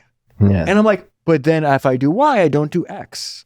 And so my whole thing is just like very simple. I want to do one thing relentlessly. So related to Michael Ovitz, there are a few notes here that I think relate to the new show and the interview you did with him. And I want to ask about 2 of them. So the first is the benefits of low introspection. And the second, so you can tackle these in either order, is this can't be my life, in quotation marks, is a powerful motivator. Can you expand on those? So this can't be my life is a very powerful motivator. You see it over and over again. I think the sense of drive, like the way you grew up on Long Island, the way I grew up, I was like, I'm not going out like this. Yeah. I don't care what I have to do. I'm not going to replay this movie. No way. I think in many cases, seeing examples of what you don't want your life to be is more powerful than seeing what you want it to be. I think maybe that one comes first and then you start to see, this is the path I want to go down. There's an expression in Japanese, which is hammen kyoshi. Hammen is like opposite side. Kyoshi is teacher. And it's someone who teaches you by showing you what not to do. Yeah. Right. Yeah. I would say my family definitely. I've got a lot of those. Yeah. Like you just see this over and over again. And so with him, like he grew up in the valley. He could see where he wanted to be. He could see the mansions of Beverly Hills. He saw the contrast between. This is what I'm worried about with social media. Before we grew up, what do you see? You basically see like, oh, like that's the nice neighborhood over there. That's kind of a bad neighborhood. Now you see like the richest people in the world every day and the poorest people in the world. Like you're exposed to nothing but extremes, which is like we've never, in human history, we've never been exposed to that. And like, what is the long-term effects of that? I have a teenage daughter now. And I think there's a lot of negativity of this, like you only see the most beautiful people. If you were just in a town, like where we grew up, you might see a really beautiful woman. You're not seeing them all day long. Like it's just like this unfair, barraged with it. Barrage of unattainable, standards. So with him, he was like fiercely driven to succeed. And one of my favorite parts of his book, the guy now, wildly successful. But even before that, when he left, I think it was William Morris Agency, he starts CAA, they start to have a little success. He winds up buying a house in Brentwood. And it was like $650,000, right? Which is fantastic, but nothing compared to what's going to happen over the next decades in his life. But he just woke up every morning. He's like, I can't believe I live in Brentwood. I can't believe this. I did this. And then once you start seeing results, the grind becomes very addictive. And if you add, what's his archetype? Grinder. Like I'm going to throw sheer hours and energy. He's also an amazing, one of the best salespeople alive. Very charismatic. He's got a lot of superpowers. I actually met Mark Andreessen. I asked him this because Mark Andreessen's on record saying that when he started A16Z, they essentially copied CAA. I think they brought Michael Ovitz in. They did. They both talk about this. And I asked him, I go, what do you think Michael's superpower? He's like, he's the world's greatest agent and therefore the world's greatest salesperson. And so that's one example from his book. It's just like, this can't be my life. I don't want it to be like this. I'm going to direct all my energy and do something different. Now, the low introspection thing is, I'm not a controversial person. I'm just sharing lessons from history that I read in a book. You don't have to listen. You don't have to pay attention. It doesn't matter. But when I bring up the fact that a lot of these people have low or zero introspection, meaning that when they find what they want to do in life, they wake up and they know exactly what they're doing that day. Sam Walton was not waking up saying, what are my feelings like today? What should I do? Should I think about the meaning of life? He's like, no, I found Walmart. I made one Walmart. I'm going to make another one and another one and another one. I'm going to make every Walmart better and better and better. And I think having low introspection after you found your mission in life, and this is the sad thing, I think most people never find their mission. I know I found my mission. I don't think about what should I do today? We're going to talk obviously about the new show. We've been alluding to it and mentioning some of the guests. But before we get there, so you're about to meet Michael, and he had been ostensibly on vacation, but he's listening to your episodes on Rockefeller and others. Do you recall any of the other episodes? The Vanderbilt one stuck up in my mind. I mean, we text about them. I don't remember the Rockefeller and the Vanderbilt, but the Vanderbilt especially, because Vanderbilt's like, what I say is like, I'm kind of telling the same story over and over again. I think it's more like church. Just like I went to church. I grew up as a fundamentalist Christian. We met together with like believers on regular intervals on Wednesday and Sunday. And it's not like the preacher got up there and was like, hey, we talked about that Jesus guy enough. We're going to move on to somebody else. It's like we literally just go to the same book over and over again. And so I always say there's like always a historical equivalent to anybody we're dealing with today or in the past. But Vanderbilt, to me, there's not like an entrepreneurial historical equivalent. He's like Putin or something. When he died, he controlled 5% of the money supply. $1 out of $20. So I guess the reason I was asking about the episodes, and I don't know Michael, so this is not a judgment or criticism of Michael at all. But I suppose if you believe that there is a value to low introspection for the purposes of building a business, which I would agree, right? Is there not a risk? And I have not listened to those particular episodes on Rockefeller and Vanderbilt, but I've read a bit of the history. Like these are not necessarily people you automatically want to model everything in all. No, I think Ovitz would. Well, okay. So this is, I suppose, my question is like, is there a risk of ending up sort of amoral, immoral, or like sociopathic if one of the things you optimize for is low introspection or maybe that's just hardwiring, frankly, and you're just not inclined to do it? Because that's a great question. Because this archetype does exist, Right. Just like the rape, pillage, destroy archetype is an archetype. They're overrepresented in entrepreneurship. Why? Because if entrepreneurship done correctly yield the greatest material rewards in human history. Yeah. So of course it's going to be full of psychopaths and sociopaths. Like whatever, I don't know if you know the numbers on this. What they assume 5% of the population is sociopathic or something like that. Do you know something? I don't know the number. Let's just make it up. It's 5% of the general population. It's probably, 5 times that of entrepreneurs and investors and people like this, or anybody, political power in general. This is why I think the work of Robert Caro is so interesting. Mm-hmm. And I always make the argument that like there should be a law. The only one law that I would foist upon society is that there's only one person allowed to write a 1,000-page biography. I have no problem reading. Almost none of the books that I've read that are 1,000 pages needed to be 1,000 pages. They just didn't know what to put in there. Mm-hmm. Robert Caro is the only one that should be able to write long biographies because everything that he has in there should be in there. I think he's a master of his craft. He's the best to ever do it. But he's saying, I'm not writing biographies. I'm writing about how humans accumulate and then wield power. Mm-hmm. And I did it first on a local level in New York with Robert Moses, and now I'm showing what happens on a national level. And guess what? LBJ would sacrifice everything to get what he wanted.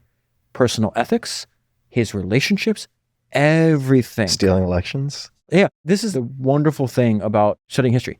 History doesn't repeat, human nature does. Me and you both love Will and Ariel Durant, right? Read the history of human civilization. Read their 100-page book, Lessons of History. The same stuff repeats over and over again. So when it comes out and you see this on the news, like, oh, of course no one stole the election.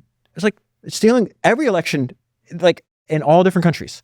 Stealing elections is an American pastime. Just read Robert Caro's, and it could be like a little, Senate election in Texas. Exactly. If you don't think that... The missing ballot box. Yeah. The line I have about this is from Will Durant, where he's just like, in every age, humans are dishonest and governments are corrupt.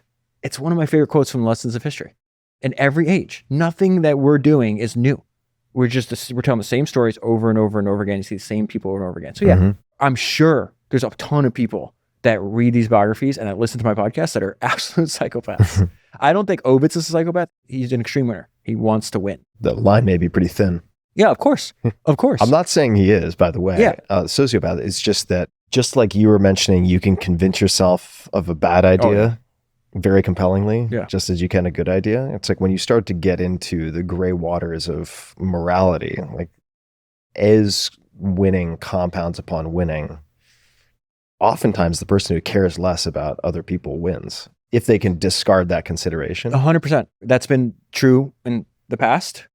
True today will be true. That's the point. Yeah, that this is why it's so interesting. I think something I didn't even understand is I have the ability to like step outside of myself, and I'm kind of like a casual observer of human nature.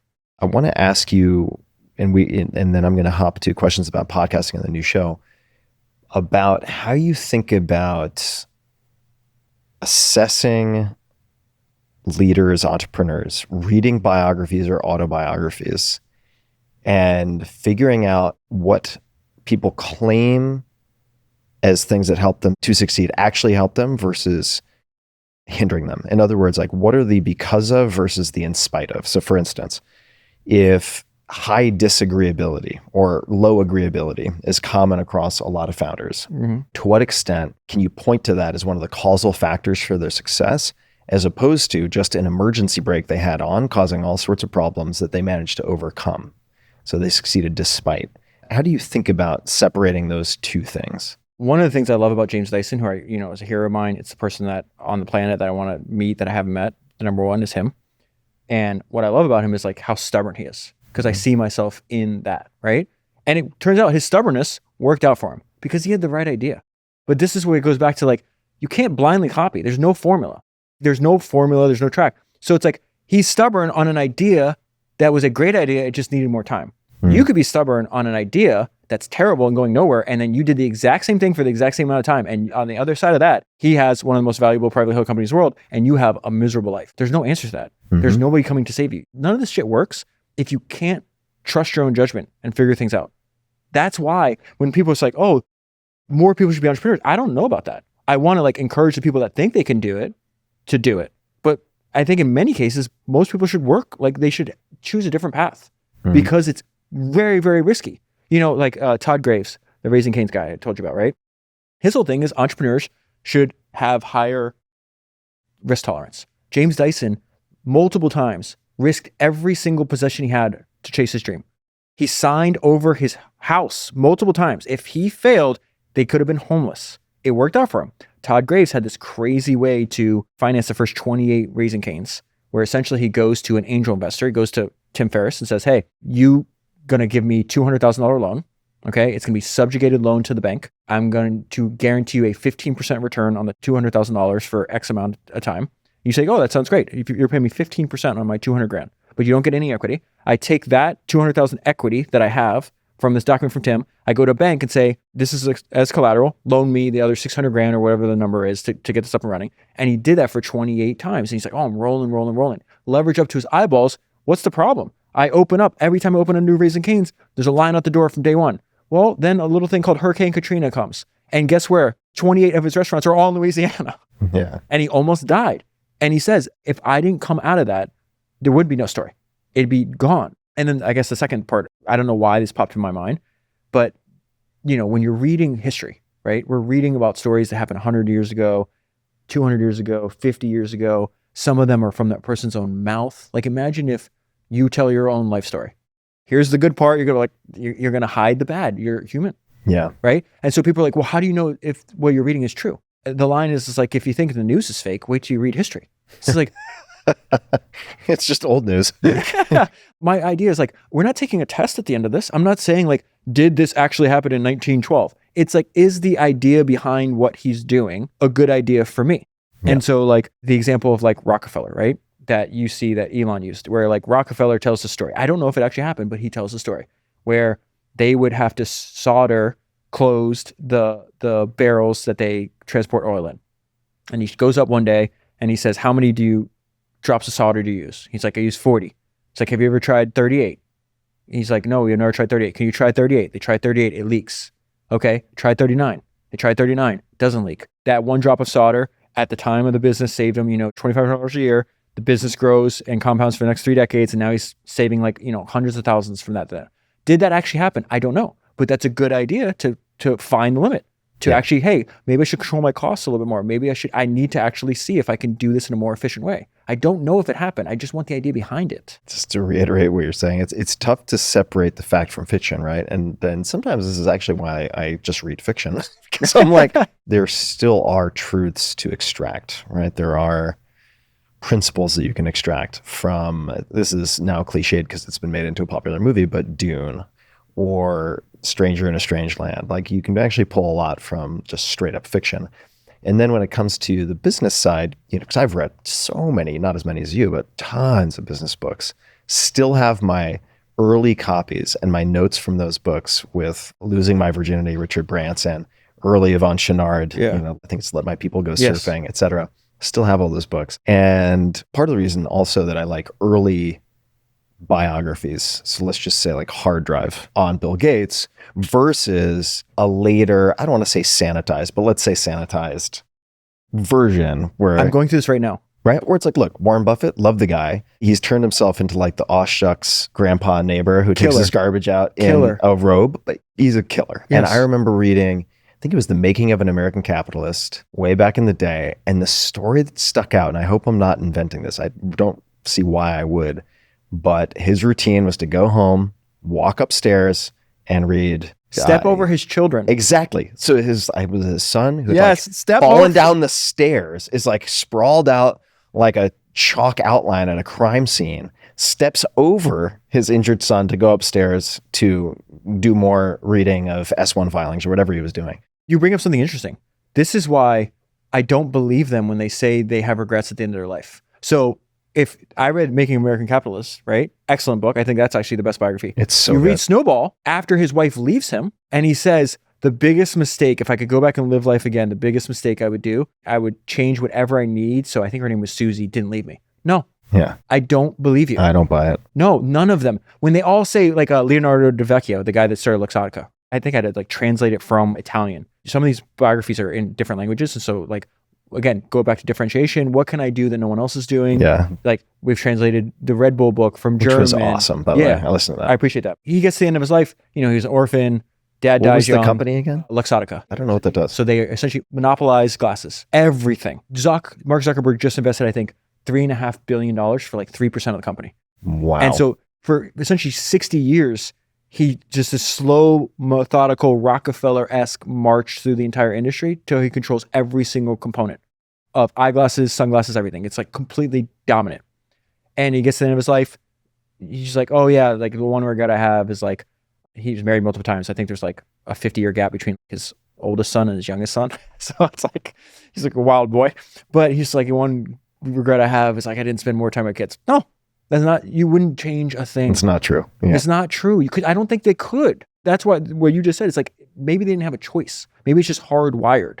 And so I'm going through that really right now because this week I read Source Code, which is Bill Gates' autobiography about the first 20 years of his life. His version, I reread Hard Drive, Overdrive, which is also written by the same guys that wrote Hard Drive. And then I pulled all my highlights and notes for Paul Allen's description of Bill Gates and Paul Allen's autobiography. There is a vast difference between what's in Source Code and what is in Hard Drive. And it's obviously Hard Drive is more accurate. Yeah. It's written right after it happened. Bill is not the 70-year-old man he is now. And, you know, it's just, he's in a different world. Mm-hmm. But watch his interviews. Watch the documentary on Netflix about him. He's like, I was hardcore. That was my advantage. Oh, yeah. He was. Killer. Yeah. And also these questions, right? A lot of the questions that I ask myself when I'm reading any nonfiction, I shouldn't say any nonfiction, let's say biographies where I'm hoping to model something. One is like, or an autobiography. Like, okay, what's the bias here? Are there any particular biases I should be aware of? Okay. Is anyone in like reputation rehab mode before they die? Okay, let's keep that in mind. What type of survivorship bias might there be? Do we have 99 out of 100 who tried something similar and failed? Let's take a look at the tape. Okay. Luck is luck. Luck's everywhere, right? So the fact that Bill Gates ended up with a computer when he ended up with a computer is just like, you know. Timing. I think timing is a huge piece. By the way, these are not all reasons to discount anything, but I just want to mention a couple of that I try to think of. The other I try to think of, because I might try to mimic someone in sports, right? If I'm trying to learn something new or language learning or whatever it might be, is what are attributes, what is trainable and what is not trainable, right? Because I've heard these stories from people who know Bill Gates and they're like, well, we were going to go on this short vacation in fill in the blank. I can't remember, Costa Rica, right? And they're going to go on a birding trip in the morning. It's just like a 2-3 hour thing with a world-class birding guide. And they do the trip, and the night before, Bill has stayed up and read 5 books on birding, memorized them, seemingly without trying, and is basically having like a peer-to-peer discussion with the birding expert as they're going through the rainforest. That's not normal. No. That's like, I'm gonna do calf raises to make my body look like Michael Phelps. Like, no, you're not. That's not going to work. So it's like when I'm looking for people to model, I'm trying to find people who have hopefully a comparable composition of strengths that I can amplify in myself or that are coachable, right? And so the question after all of that is, does anyone stand out to you of the biographies or people you've met where you're like, in terms of someone doing the most with the hand they have been dealt? So not aliens. Like they're not a freak of nature necessarily. Because there are freaks of nature, right? Among the people that you study, the people I study, but it's like, all right, these people might have a few strengths, but they're not complete freaks. They're not the Usain Bolts of fill in the blank.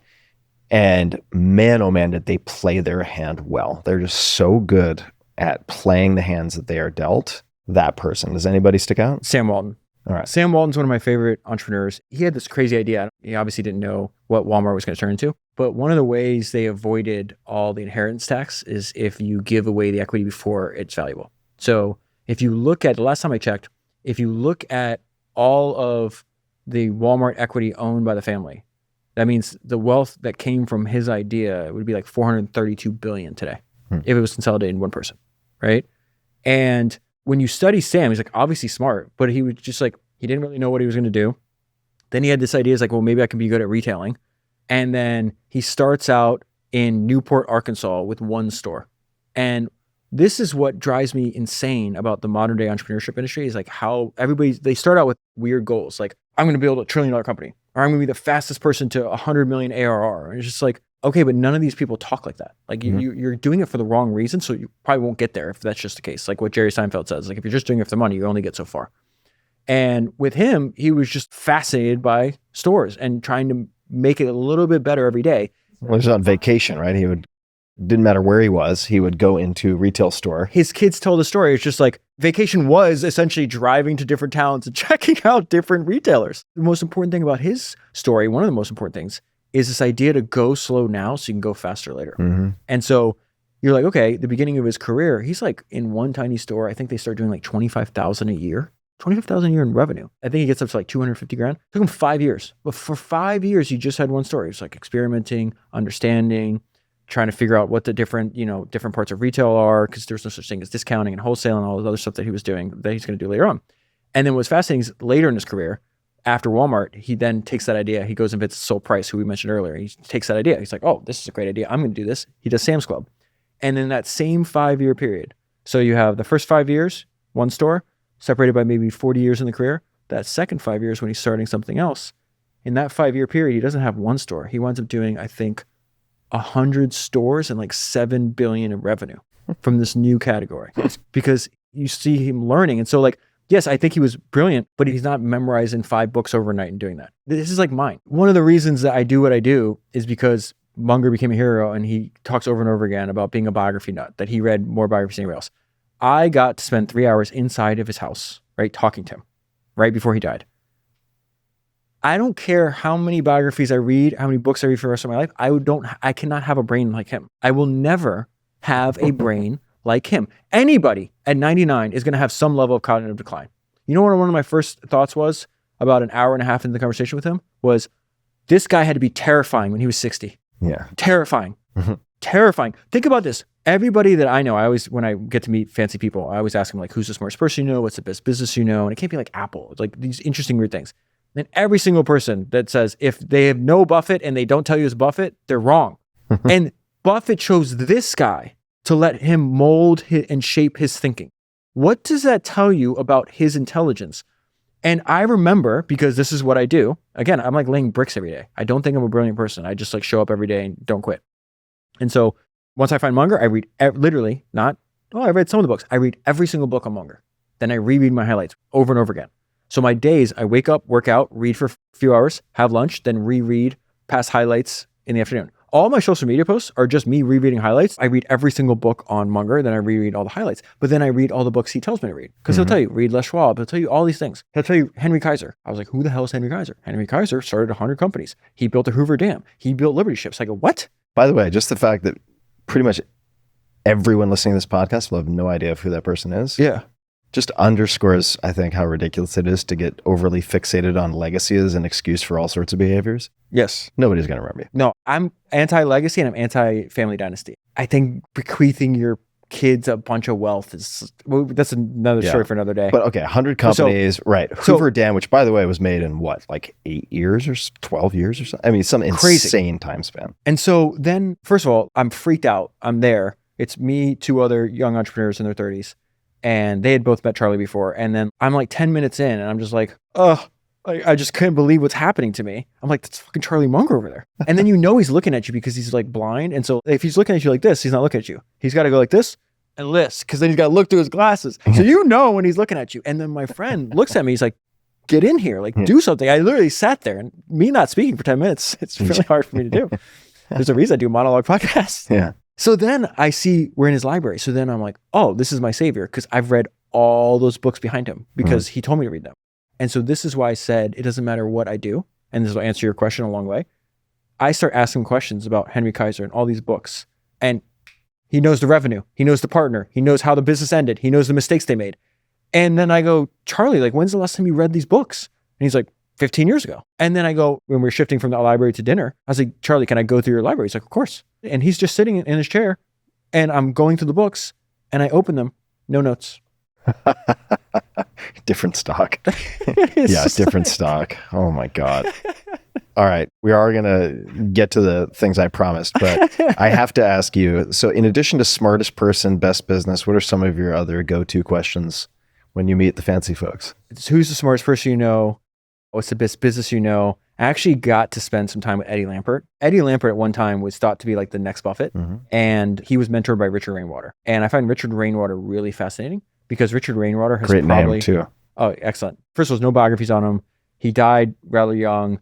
He probably created more billionaire investors in America than any other person in direct mentorship. Eddie broke the record, I think in like the 80s or 90s, for like the most taxable income made by an American. And he was like super young. And so Eddie lives in Miami and I was at his house. He was like, never again, I'm moving to Miami. No, that might be one of the best investments because he probably paid $12 million for his house and his house will probably sell for $150 million today because it's on the island that Bezos lives on. And the house is beautiful. I'm sure he won't even notice it on his balance sheet or in his life. He's much more like out of the spotlight now. But again, he's like one of these older guys, just very, very wise and like very quiet. He's like me. He's like introverted. Just like you go to his house, there's just books everywhere. He's got this insane yacht that I went on called the Fountainhead. I'll let people Google it. It is insane. I mean, great name too. Yeah, but same thing. You go on the boat, dude, and it's like full of books. Ran out of room at his house. Had to buy a super yacht for the books. It's the weirdest unintended hack ever to build a world-class network of just like read a bunch of history and they'll come get you. Yeah. I've never sent a cold DM in my life, ever. I've never sent a cold email in my life. All right, so hold on one second. So why did Lampert come out? You're asking him. No, so I'm asking these questions, right? And basically, and they're not mean to me. So he's like, yeah, but there's like better questions you can ask. And I was like, okay, like tell me what they are. His answers are like the smartest person. He's like, well, I spent a bunch of time with Buffett. And I go, okay. And he goes, it's obviously Buffett. So, and then like, who's the best investor you know? That was another question I asked. And he goes, there's actually a more interesting question that you're not asking. And I go, what's that? He goes, who's the best deal maker? And I go, I don't know what that means. Like, I don't know anything about investing. The question I've asked Rick and Patrick, they probably think I'm retarded. Like, I don't know. You can edit that question out if you edit that word out. They're just like, what is wrong with this guy? We didn't even get to, I would say Brad Jacobs would fit in sort of the deal maker. Yeah, but Zell. his is like a different. So this is very fascinating what Eddie said. So again, Eddie, you can go back and like read profiles of him. Like he was like a boy wonder kid. Rick told me a funny story. They used to all be at the same golf club in New Jersey, and Richard Rainwater walked in, and Rick's like a young kid, and Rainwater's a legend, and he's like making conversation with him. He goes, well, just wait, the best investor in America is going to walk through that door, and Rick goes, Buffett, and it was Eddie. And so Eddie's like, there's a better question that you're not asking. I was like, all right, well, you're way smarter than I am. Tell me. And he goes, who's the best deal maker? I don't know what that means. And he goes, well, an investor is judged on ROIC, return on invested capital. He goes, the two best deal makers I ever knew were Richard Rainwater and David Giffon. So the thing about David Giffon is super underrated. He's another person I'd like to spend time with if I could. It's one thing to have a bunch of money. It's another thing to have a bunch of money and be liquid. There is a line in this profile on Larry Gagosian that I read that says, anytime there's a downturn, Larry Gagosian is maybe the most successful art dealer in the world. Art soars during great economic times and kind of doesn't do so well in other times. Anytime there was a dip and they needed to make money, they'd call David because they said David is as liquid as the day is long. David gave like a 26-year-old Eddie Lampert like $200 million of his own money to run. So David's just like liquid. Staked him. And so he goes, David is a crazy deal maker. I guess he didn't stake him. He was an LP. I don't think it was a fund structure. Okay. I think it was, here's 200, make it bigger. Make it bigger. I don't think he'd be like, you make money if I make money. I don't think it was a permanent structure, which is interesting. Sam Zell never had a permanent structure. There's actually a lot of, I find those more interesting. But anyways, I was like, okay, so why is Richard Rainwater one of the best deal makers? And he's like, because with Richard, it was all returns, no capital. And I was like, what? And he goes, Richard maneuvered himself into such a influential position in the American economy because of who he knew, and him being involved in your deal immediately made more valuable, that people just gave him the equity. All returns, no capital. That was like one of my favorite ideas that I've ever heard. And he would just tell amazing stories. Like he told me a story where like Richard, when he mentors you, he recruited Eddie. Eddie was living in New York, working at Goldman Sachs, if I remember correctly. He convinced him to move to Fort Worth, Texas. Have you ever been to Fort Worth? I have. Okay, I've been there too. There's nothing there. And in the 80s, there was less than nothing there. And this kid moves there. They would travel together. Eddie said that Richard would want to like summer somewhere in like Massachusetts. And it was like this 20-room hotel that was members only. Okay, so it's like not open to the random public. And he insisted that Eddie be put in the room next to him.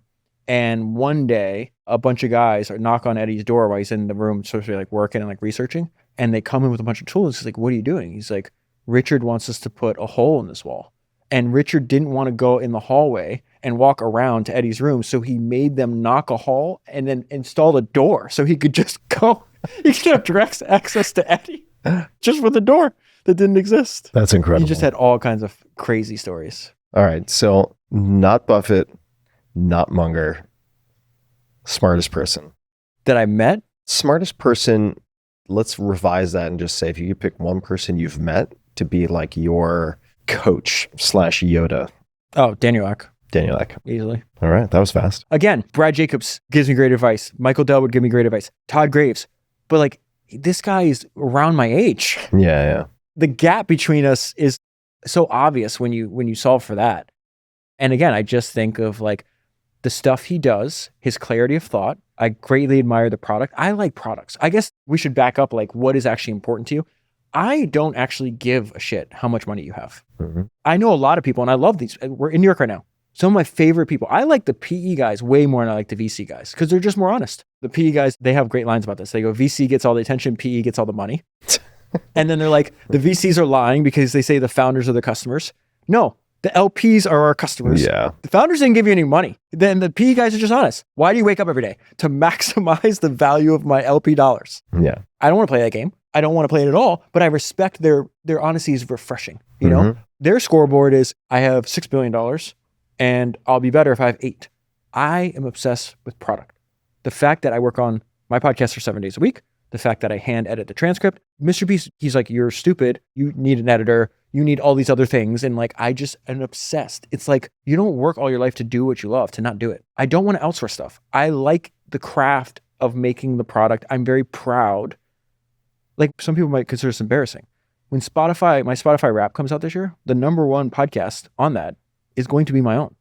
I go back and listen to it. One, I think of it as a tool, right? I was on a treadmill in Malibu a few weeks ago, listening to episode 221, which I think is a biography of Charlie Munger. I study Charlie Munger all the time. We forget how much we forget. I listened to this hour-long podcast. I'm like, oh God, he's got a lot of great ideas that I forgot. I'm not doing it because I like to hear the sound of my own voice. I also do it because, do you think Kobe watched game tape? When I interviewed Michael Dell, really more of a conversation than an interview, but I listened to the Michael Dell episode that I just did a few months ago. And all I hear is the flaws. Right. All I hear is like, you stupid idiot. You used 3 sentences. That could have been 1 sentence. That is not even interesting. Cut that next time. That's how I get better. I go back and listen to it. So I am obsessed with product. The people that I admire the most are like great products. It could be Jiro's Sushi. It could be the Spotify app. It could be, it doesn't matter. Shoes that I like. You know, I just love when people take what they do very seriously and I like the craft of it. And I want to dedicate my life to making a product that makes somebody else's life better. That is what drives me. I understand, and I have a bunch of friends that like the money or like building the systems, if you want to go back to archetypes, or just like having a big empire. I don't have any employees. Mm-hmm. You know, you have 3. I guess I have 2 technical subcontractors, you know, doing clips for me and thumbnails and stuff like that. But yeah, I don't have any desire for like a giant empire. I'm like a little craftsman in my local shed over here. So why do the new podcast? David Senra? Yes. Why do it? And we can use any number of different entry points here. So number 1, why do it? You don't have to answer that as number 1. I'm also curious where you see the podcast ecosystem. Is it early? Is it late? Is it oversaturated? Is it undersaturated, et cetera? And then how do you diversify an interview-based podcast? Okay, so let's take the number 1, the why to do it. I was resistant on doing it for years because I like to do one thing and I don't like to not focus, right? Mm-hmm. A huge thing. If you could summarize, 9 years, 400 biographies down to one word of what I've learned is focus. These people, whether they're psychos, nice people, different industries, they're remarkably focused compared to they're a different species than the current level of, lack of attention spans that we have now that I think are getting worse. Focus is excessively important. If you look at how I spend my time though, right? We just talked about the importance of building a business is natural to you. Half my waking time, I would like to be completely alone. Not in even the house with somebody else, like alone in just reading, thinking. I like solitude a lot to a scary degree. So that makes sense. Founders, you're reading books all day. That's what you do. Like that makes perfect sense. When I'm not doing that though, if you look at what else I'm doing, I essentially do this data dump where I'm in silence half the day. And then I go out every night that I'm not with my family.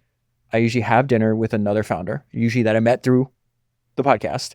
And we talk for 3, 2, 3. There's no like, some people like, oh, really impressive people will send me like, I would love to talk to you. And they like send me a calendar like for 30 minutes. I go, that I don't do 30, like we're not even going to start. We haven't even started. Like, if that's what you think this is, like, I don't care that you're a billionaire. Like, we're just never going to meet ever.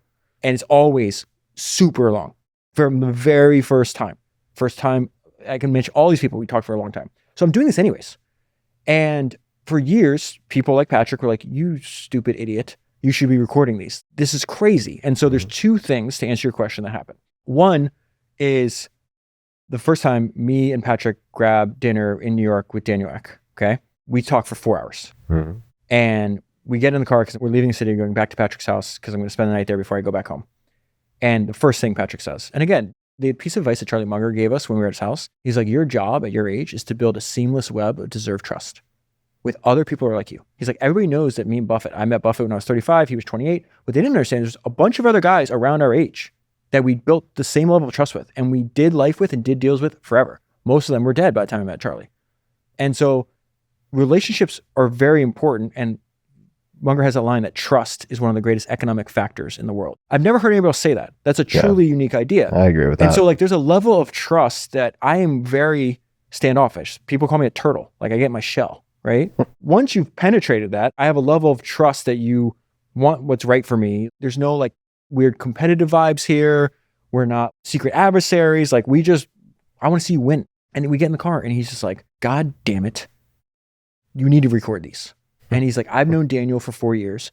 You got more out of him in 4 hours than I did in 4 years. He's like, I spoke 2% of the time. You spoke 49%. He spoke the other 49%. And he's just like, there's nobody that can speak to the soul of the founder in the world that you can.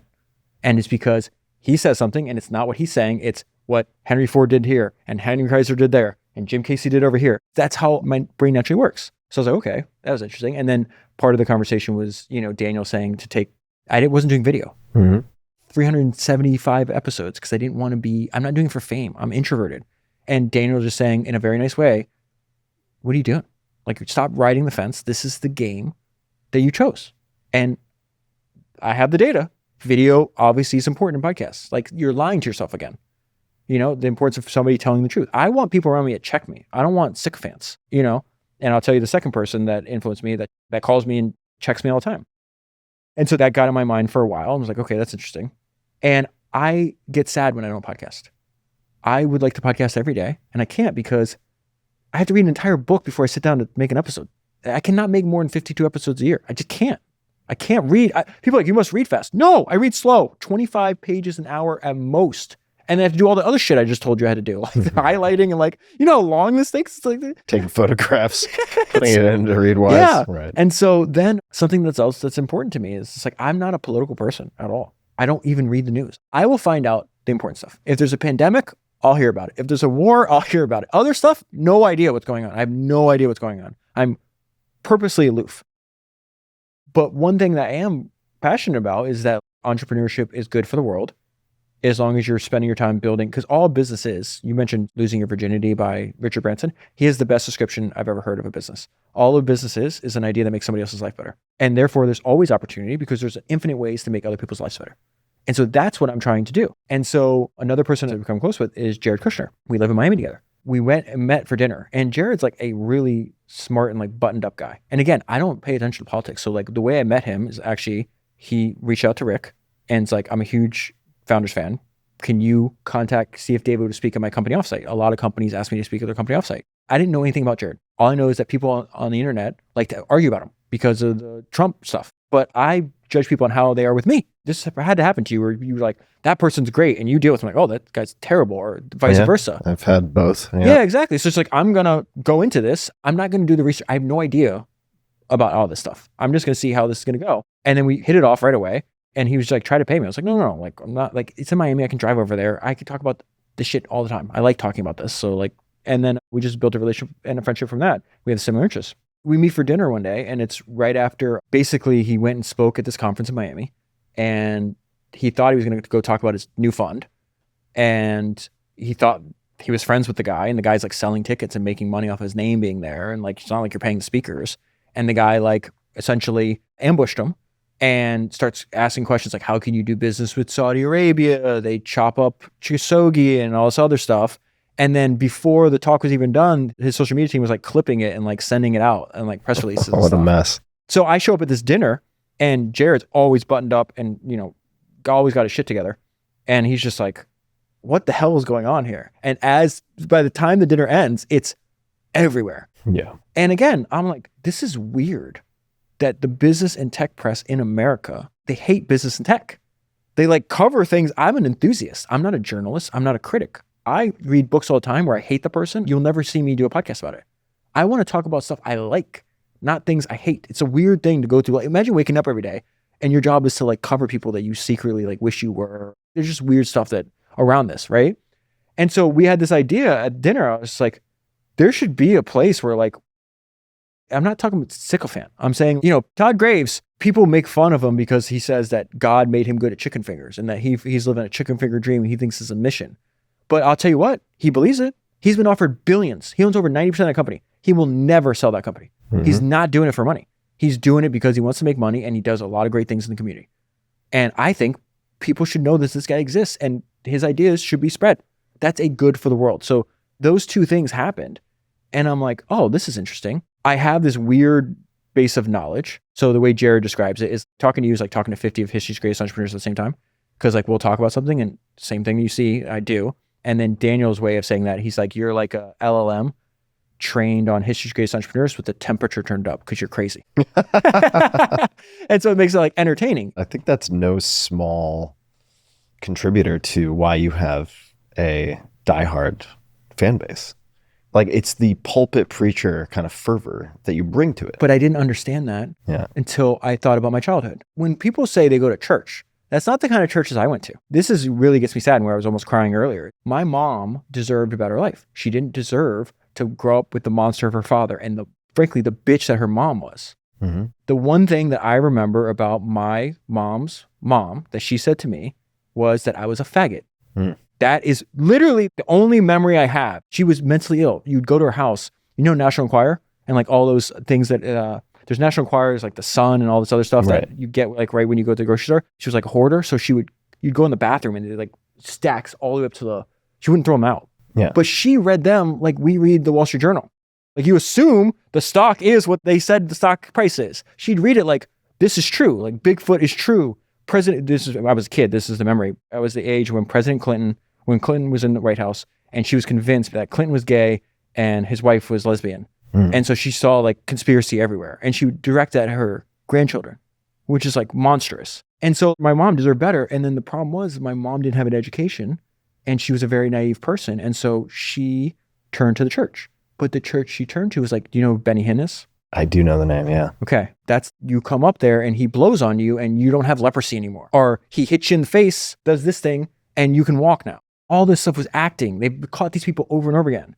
And like, I remember my mom didn't have a bunch of money and her putting like a couple crumpled up dollars and giving it to them because she thought this is like what she's going to get in her life. And it's sickening to me now that happened to her and that, she fell prey to that. And that these people did this and they have private jets and they have all this kind of crazy. I'm sure there's some people that do that and they believe it. That's a different thing. If they really believe it. I know that guy didn't believe. Like come on. You didn't believe that. Yeah, it was a racket. But then I didn't understand that, oh my God, that influenced the way I make my podcast because it is like preacher. Mm-hmm. I feel I shouldn't be sitting at a desk. I should be sitting at a pulpit. Somebody bought the domain churchforfounders.com and it points to my podcast. That's amazing. So that's why I'm doing it. And then the other thing was like, I just like podcasting and I can have a conversation every day.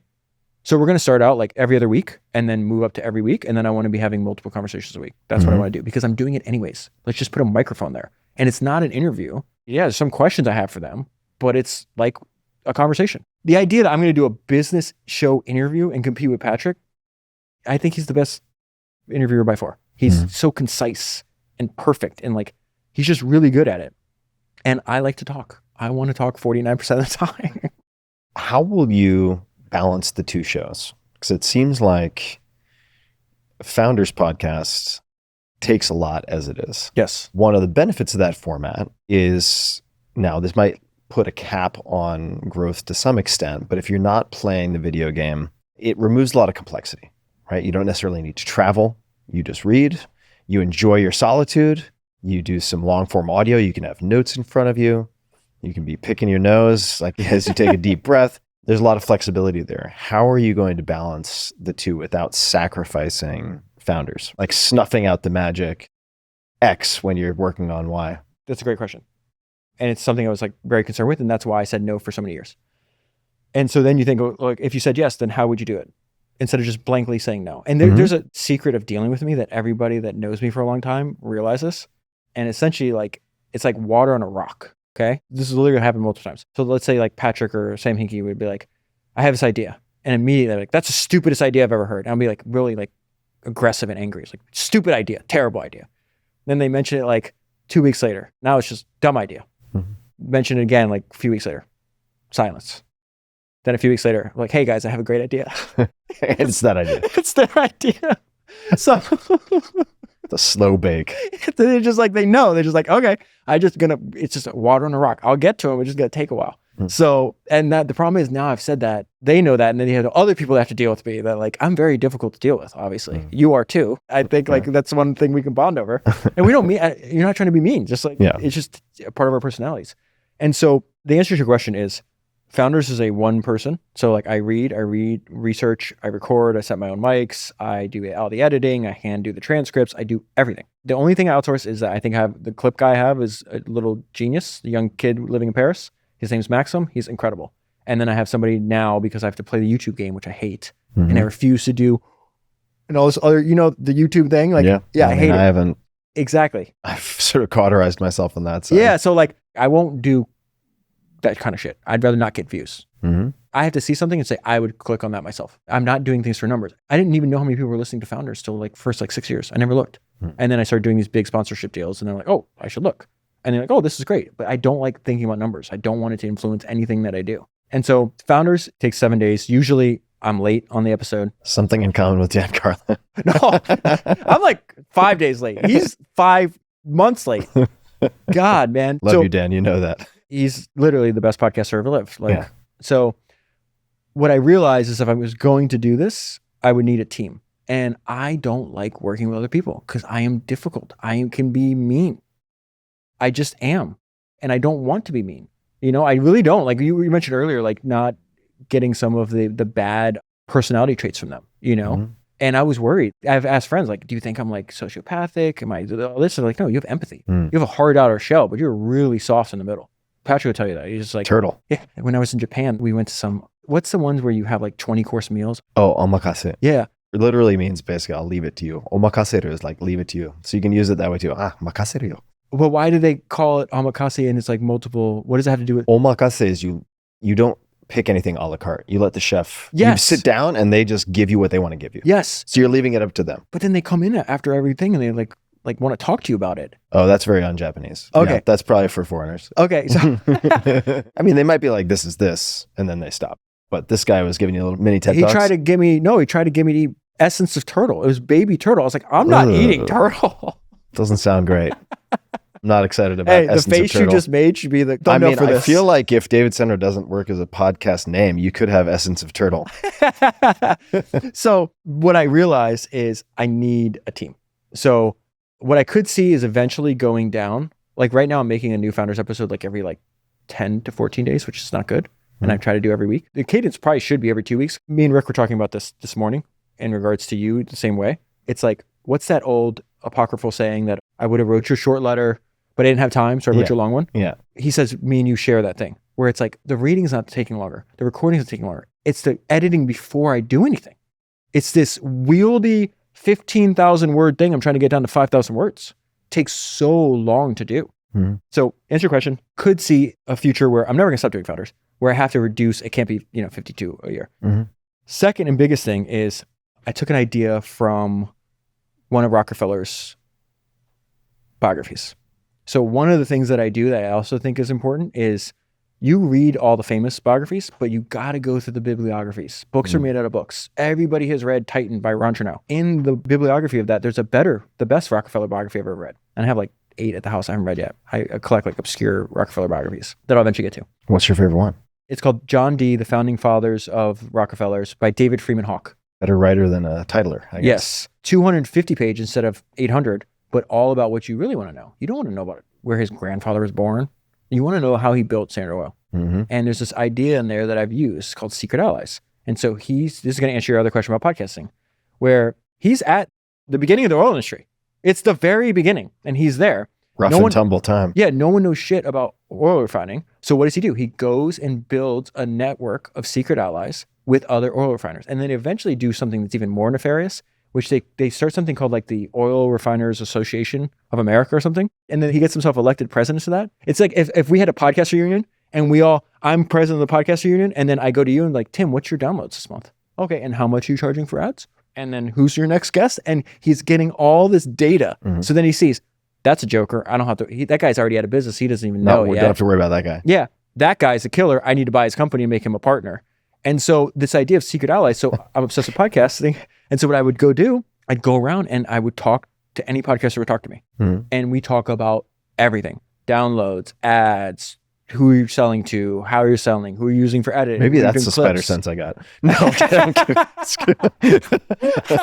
No, because I give. Yeah, I know. I'm kidding. There's people literally like, they'll even tell you like, there's podcasters that literally like, I took an idea from one podcast and gave it to another podcast, because that's the whole thing. I don't collect it and hold it. We spread it around, and they've made millions and millions of dollars from these ideas. A friend named Kevin Kelly. Kevin Rose does that too. Yeah. Just gives away. Derek Sivers does it too. Gives away as many as possible. And if he can't get rid of one that keeps him up at night, he's like, all right. If you're talking about podcast data, right? Who's the mad scientist of podcast data? Chris Hutchins. Me and you talked to him. We both talked to him. He has good shit because he tells you stuff and he tells me stuff, like that I didn't know. And he's like this weird mad scientist, but he's in like this weird part of podcasting I don't even think about. All the hacks. People can check him out. He's been on your podcast twice. Once because he wanted to have this long conversation with me about a bunch of stuff I was doing. And I was like, if we're going to do that, make it good with your questions and we'll just record it. And then I can share it because I don't want to answer all these questions over and over again. I think it was about podcasting. It's a great idea. And so basically I took that idea. So anyways, I was able to build a lot of relationships with a lot of great podcasters. We're friends. We share information. But then you also see like, oh wait, there's like a lot of disparity between like podcast teams and stuff. Mm-hmm. And so Rob Moore and Andrew Huberman tried to recruit me years ago because they have a podcast network called SciComm that they really don't do much with. Okay. Because it's really hard to like launch another health podcast when they're kind of dominating that vertical. Like, is there another Huberman in that vertical that's not discovered? Unlikely. Right. And power laws were everything around us. And so I got this crazy DM and then a phone call with Rob, and he's just like, dude, who are you? And this is when I had 5,000 listeners. Mm-hmm. And he's like, I've never come across anything like this. And then we went up talking. I think every single time we talked, this is on the phone for over 2 hours every time. And it's all about podcasting. They're like, we're looking for other humans. And you're like this giant nerd that like loves reading obscure shit and breaking it down in like an entertaining manner, just like Andrew does. And he's like, would you be interested in joining us on SciComm? And I was like, you are 2 weeks too late because it's not announced yet, but I have a verbal agreement with this guy named Patrick and I'm joining Colossus. But we still became friends and everything else. And so me and Rob, we'd spend a lot of time. I spend my summers in Malibu. Like, so I see them all the time. That's where and I've talked to Andrew and like, they're just killers. Yeah, they're very good at what they do. They're just operationally excellent. And they have a small but mighty team, and every single person on that team, they're very focused. So like, they're photographers, one of the best photographers. They're editors, one of the best editors. They're video people, some of the best video people. They're internet guys, one of the best internet guys. Like, it's just everything. And so their whole point was just, I was like, listen, Founders is never going anywhere. Like, it's staying on Colossus. It's like staying exactly what it is. But if I do something new, I'll let you know. So when I went to them, it was just like, here's the thing. I am going to pick the guests. I'm highly disagreeable. I will never take direction from anybody. I want to pick the guests and I want to have the conversations. And then everything else has to be A+ team around me. And that means from visuals to editing to clips to every single thing. And they're operationally excellent. I have not met a better, just spend time with them. Very well architected. And then the way they built their business is genius. So what does success look like for you 2 years from now, 3, 5, pick your time frame? Success looks the same now and forever. That I'm proud of what I made. That's it. Like, I don't care what the numbers are. I love the Let's say this show does really well. Okay? Oh, it's going to. So David Senra does really well. Yeah. And then, not saying Rob would do this, but it's like, you know what we would really love to do is a third show. And it's incredibly compelling. Maybe it's slightly different angle or a totally different angle. Who knows? Yeah. Right? It's like, who the hell knows? Interviewing spouses of all these famous people, which I think would actually be an amazing podcast. I'm sure someone's doing it. But besides the quality of the product and being proud of the product, there is such a thing as too many different products. Oh, right? for sure. There is such a thing as simply burning the candle at both ends. So you're at a battery capacity that compromises the product maybe long term, or your life, right? You've got more considerations than just business. Yep. How do you think about those other factors when you telescope out a few years? I'm not a long-term planner. So like, I would say like, I'm basically non-analytical at all. I go straight off intuition. Like Steve Jobs has this great line where he's just like, he thinks intuition is more important than intelligence. And the intuition played a larger role in like his success than anything else, intuition and perseverance. And so I used to think I was like more analytical and like I have a 5-year plan, a 10-year plan. All a great life is a string of great days. And so the furthest I plan out is like 24 hours. I actually have this weird, I don't even know if I should say this publicly. I don't think people like humans actually understand time at all. When you say a decade, like, yeah, we know decades like 10 years, but like, do we actually understand what that means? Like, I think we maybe understand a week, a month. We definitely understand a day because that's how we live. We live 24 hours at a time. And so all I try to do is like, can I design a day that I really enjoyed? Not like hedonistic. I'm not like laying around doing nothing. Like I have to work. I feel guilt and shame when I'm not being productive. And that's probably a bad thing. There's all reasons that you can psychoanalyze why that is the case, but I just know how I am. I like to work. I like to get up and get after it. I don't like taking vacations. I don't like doing the stuff I get invited to is crazy. It's just like, I like to work. I like podcasting. I'm obsessed with it. We talked about this multiple times. Like, why don't you do something else? I like doing this. I will keep doing this. So to answer your question, I just try to make a great day. And the way I make a great day is like, I want to wake up. I want to take care of my health. I want to read. I want to make a product I'm really proud of. And I want to spend time with people that I love and admire. And I'm going to do that the next day and the next day and the next day. And I think if I have a great day today and a great day tomorrow and, you know, a shitty day a month from now and then a better day the next day, and I get to my life and it's just a string of great days, that will be a great life. 2 years from now, I don't know, because if you asked me 2 years ago, I said, there's no way I'm going to do another podcast. But I would say my answer is that simple. The maxim I like about this is I love the climb. I don't care where the summit is. I just like the activity for the sake of itself. And so therefore I'm going to do it. And I hope it's well received, but I couldn't have predicted that Founders was going to turn out the way it was. So I don't know. I'm just going to do great work that I'm completely fascinated by, and it gives me energy. And on the other side of that, as long as I say, I'm like, this is what Stephen King said. I'm not just the writer, I'm the first reader. I listened to every single episode of Founders before anybody else. And I just threw out one. So the book is great. Bill Walsh's The Squirrel Take Care of Itself. I read it for the first time 5-6 years ago. I read it again. Love the book. I made a podcast on it. It's like an hour and 15 minutes long. I finished editing it. I listened to it. Not good enough. Threw it away. That's it. Can I make something that I'm proud of? So I believe all of that. And I want to push on it a little bit because please. The great days make great lives. I agree with. But now your sort of circle of interaction is expanding with a show that involves other people with very busy schedules. Yeah. To what extent are you going to be traveling to all these people versus having people travel to you? I mean, that type of decision has sort of longer term implications, right? So I'm curious how you think about that. So the way I think about this is this goes to the other side of me that's probably not healthy. I have a ruthless competitive drive that I think would terrify most people.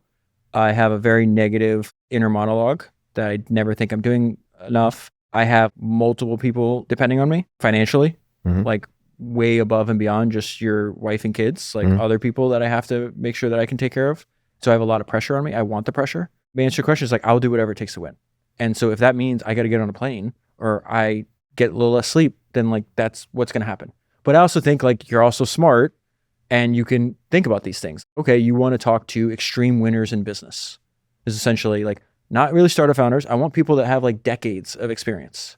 Every single person, if you look at the people we've been recording with so long, like I'm just more interested in talking to people that have done things for a long time that are smarter and more productive and better than I am. And so setting up here where we are in New York is like probably a good idea because everybody comes through New York. Now we've recorded several in LA. Here's also a thing to consider. Most of the people I'm talking to have planes. Right. Rick pulls me to the side and says this all the time. Multiple people have told me this. You don't understand the impact that you're having on people because I don't think about it. I'm by myself all the time. I don't look at numbers.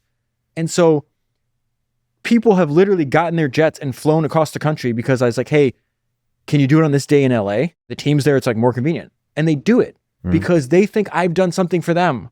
But I'm just like, no, I haven't done anything for you. I just thank you for listening. The fact that you listen to my podcast means I get to do this for a living. This is where Munger has really heavily basically influenced my thinking. He's just like, the reciprocation tendency in humans is so pronounced.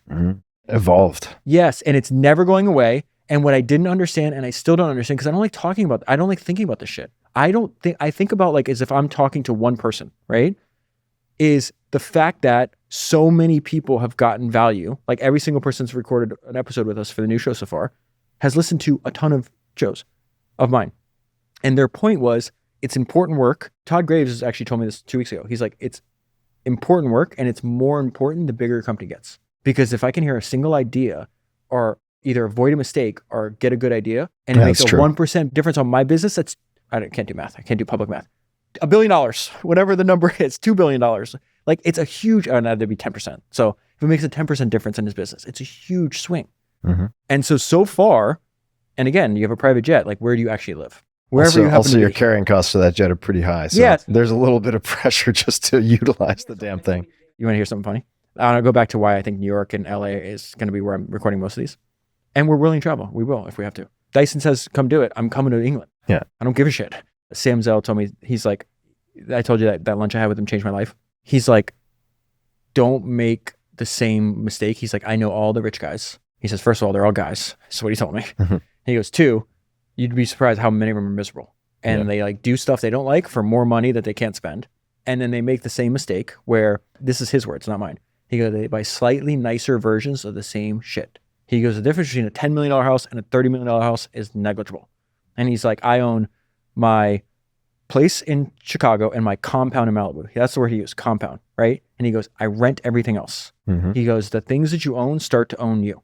And he said every year after, I think, Thanksgiving and in between Christmas, he'd take his entire family, extended family, to this little village in France. And he said, Zell was a shit talker. And he said funny things. He goes, I could buy the whole village.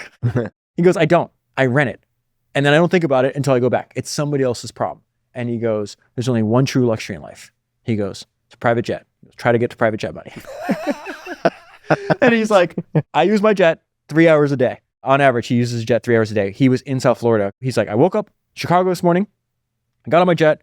I went across the street, gave a talk to a bunch of investors and entrepreneurs because that's what he wanted to spend his last days doing. He knew he was dying. He didn't tell me though. I didn't know that. We were scheduled to have another dinner and it got canceled and they said he was sick. I was like, oh, he got COVID. He died 3 weeks later. So I never got to see him again. But the way he was spending his last days at his own expense, traveling all over the world on his beautiful giant plane, spending a lot of money, is passing on the knowledge that he learned through 61 years to other investors and younger entrepreneurs. And so he goes, I did that this morning, came over here, had lunch.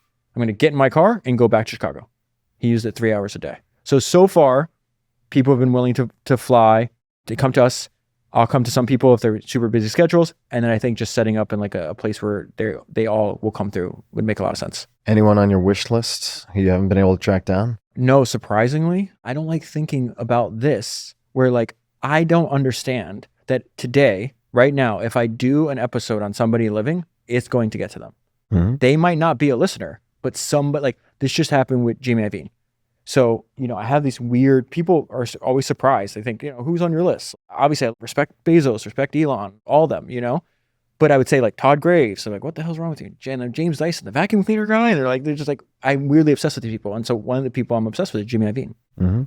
And Jimmy Iovine, Defiant Ones. Such a good series. I watch it. Oh my God. It is so well done. If anyone hasn't seen Defiant Ones, go watch it. It's head spinningly good. With the description of the 4-part documentary series, it's a relationship between Dr. Dre and Jimmy Iovine. Yeah, it's really a documentary about entrepreneurship. It's about chasing a path. There's no path in front of you. There was no path for Dre to get out of Compton. There's no path from Jimmy to get to the son of a longshoreman in Brooklyn to go what happened to him. He's fascinating. And then this is my point about like, what do you actually value in life? Jimmy's a billionaire, I don't know, he's got $1 billion, $2 billion, whatever the case is. I'd be more interested in that than if he had $100 billion. Like if you ask me, whose life would you want, Buffett or Munger? Buffett was 100 times richer. I'm taking Munger every day. What I like about Jimmy is that he lived an interesting life. The episode, you see it on Define Once, crazy stories in there, but Rick Rubin, who's you mentioned if podcasting is saturated, which we can get to. Rick Rubin's really good because he's a world-class listener. He took a skill set. What was his skill for the work that he did? Why are these musicians hiring him? To listen, to hear something they don't hear, and to suggest something they might not hear, might not understand. And the episode he did with Jimmy Iovine, I think came out in 2023. I think it was like the single best podcast I listened to all year. And it's just Jimmy Iovine telling insane story after insane story about the music business. Because the music business is a wild business. And what I like about my business is that it's like a unique experience generator. It creates opportunities and experiences you can't buy. And the amount of people I get to meet and talk to, my memoirs are going to be wild. Because of like the weird dinners I've been to and the planes I've been on and the boats I've been on. And it started because I was a giant nerd with a giant head sitting in a room by himself for 5 years, just mainlining biography after biography after biography. Jimmy's really interesting to me. And then what happened is, part of this, I can't tell you how I got connected. He agreed to do the show. And one of the previous guests is the one that connected me, which again, like I just don't feel I deserve how nice these people have been to me and what they're willing to do. And I don't even like asking them for this. Is that true? No, I don't like the worst possible. You put a lot of work into your podcast. It doesn't matter though. The worst possible thing. Buffett, do you feel like you don't deserve it? I feel like that's an important question. I'll answer that question in a minute. Buffett has a line. It's like the people that win are the ones that their eyes are on the field, not the scoreboard. I was going for a walk last night. You know, this happens to you all the time. I'm way earlier. You're like an OG, man. You've been famous way, like when people stop me on the street, which happens, I'm like, how do you know what I look like? That's going to happen more and more. Yeah, exactly. So like I've read all your blog posts about this too. I've been like, I was on the phone with Morgan Housel this morning, who's a big fan of yours. Obviously you guys are friends. He's been, and we were talking about that, like the security around this and all this other stuff. And then we were talking about you. Morgan's just the peach of a human. He's the opposite of me. Psychology of Money. Great book. Won't stop selling. Stop selling. I know, man. Got lightning in a bottle on that one. Earned it too. 100%. And the nicest guy. If you think you want to find my directional opposite, and we'll go back to the question you think is important, Morgan genuinely believes that he should be an insurance salesman somewhere in the Midwest making $100,000 a year. And the fact that this guy sells, I don't even know, like got really, really wealthy. Astronomical numbers. Really, really wealthy. And just wakes up every day, can't believe his life. I wake up every day like, why am I not a billionaire? it's like he's happy in a way I will never be. And this is why I think Daniel Ek's advice about chasing, this is one of the first things I asked him on the show. He was the one that put this idea out there that life is not about happiness, it's about impact. He is not chasing happiness. He's chasing impact. And he's the one that actually convinced Dara, the founder of Uber, tells the story. They were having drinks. Dara CEO. Yeah, sorry. Good distinction. I met Travis too. Most intense person I've ever been in contact with. He is one hell of a builder, man. Oh, for sure. And different batteries. Most intense. And I've been around a lot of intense. He is very fascinating. He has different gears than most people. Oh, and the storytelling and the raconteur. He's a phenomenal storyteller. Phenomenal communicator. So anyways, when Dara was going back and forth about becoming CEO of Uber, eventually he's going to say no because like he was pretty happy with his life. And Daniel, in a very direct way, is like, since when's life about happiness? It's about impact. It's like one of the most important companies in the world. And you can have an impact on it. You can have an impact on the way cities are changed. You absolutely have to do this. And I think that's like a really interesting idea. So I am trying to have impact. So to answer your question, do I think I deserve it? I obviously like know that I put a lot of work into it and I believe that the product is good. And I think I found what I put on the planet to do. But I don't like thinking about it. I don't like thinking about its impact on other people. I like it because I like it. I make it. I'm like, I would listen to this podcast. I think it's valuable. I think you start doing shit for the wrong reasons. I talked to a lot of the head people at Spotify and they said the biggest mistake, one of the biggest mistakes they made is like the great thing about podcasting is like the people that come up like we did through like the garage. I listened to your first episode. Like I remember Tim Talk. Yeah, like I remember. From my kitchen table. With a friend. And why did you do it? I think you had a couple glasses of wine, right? Yeah. And with a friend. Figured out pretty quickly after listening to episode 1 that the second episode was going to be sober. Yeah. Oh man. Josh Waitzkin, number 2. You did it because you were curious. You only talk to people you really want to talk to. You had no production costs. And so Spotify said they flipped it. They're like, we took something that was low production costs done by enthusiasts and people in the garage. Like Huberman's analogy of this is like, it's punk rock. Punk rock is great because it started with people that just wanted to play in the garage and then they got good and then they played for stadiums. Spotify's like, oh, what we did was we took a low production cost, made it high production cost because we had these big ass contracts and then we hired celebrities and no one listened, and the people that did listen, they stopped because the celebrities were just doing it for money. They didn't do it because they love it. And I think that's the key. It's like, I truly love this. I did it for 5.5 years when no one was listening. That tells you that I like love it. But I think one of the worst things you could do is like, I'm going to do it because status is the funny thing. Podcasting is dorky. It's low status. It was totally. In 2016, you think that was fucking high status? No. It was like, you dorky nerd with a podcast. And to be clear, I'm not asking if you're seeking status. It was more if you feel that you're unworthy of people flying to you and doing these things. Oh, no. Those are two very different questions. Yeah. I think you see this now, that podcasting is obviously very influential and can be, there's so many people jumping into it that clearly don't love it. They like it because the CPMs are high or like whatever, or they want to be famous. I had no video for 8 years. Do you think I want to be famous? Do you think I want to be recognized? Like, no, I obviously don't. I had to fucking have the most powerful person in podcasting berate me at dinner in a nice way saying, you idiot, you have to do video. That's the only reason I did video, because Daniel told me to. Yeah. And how smart am I if I don't listen to him?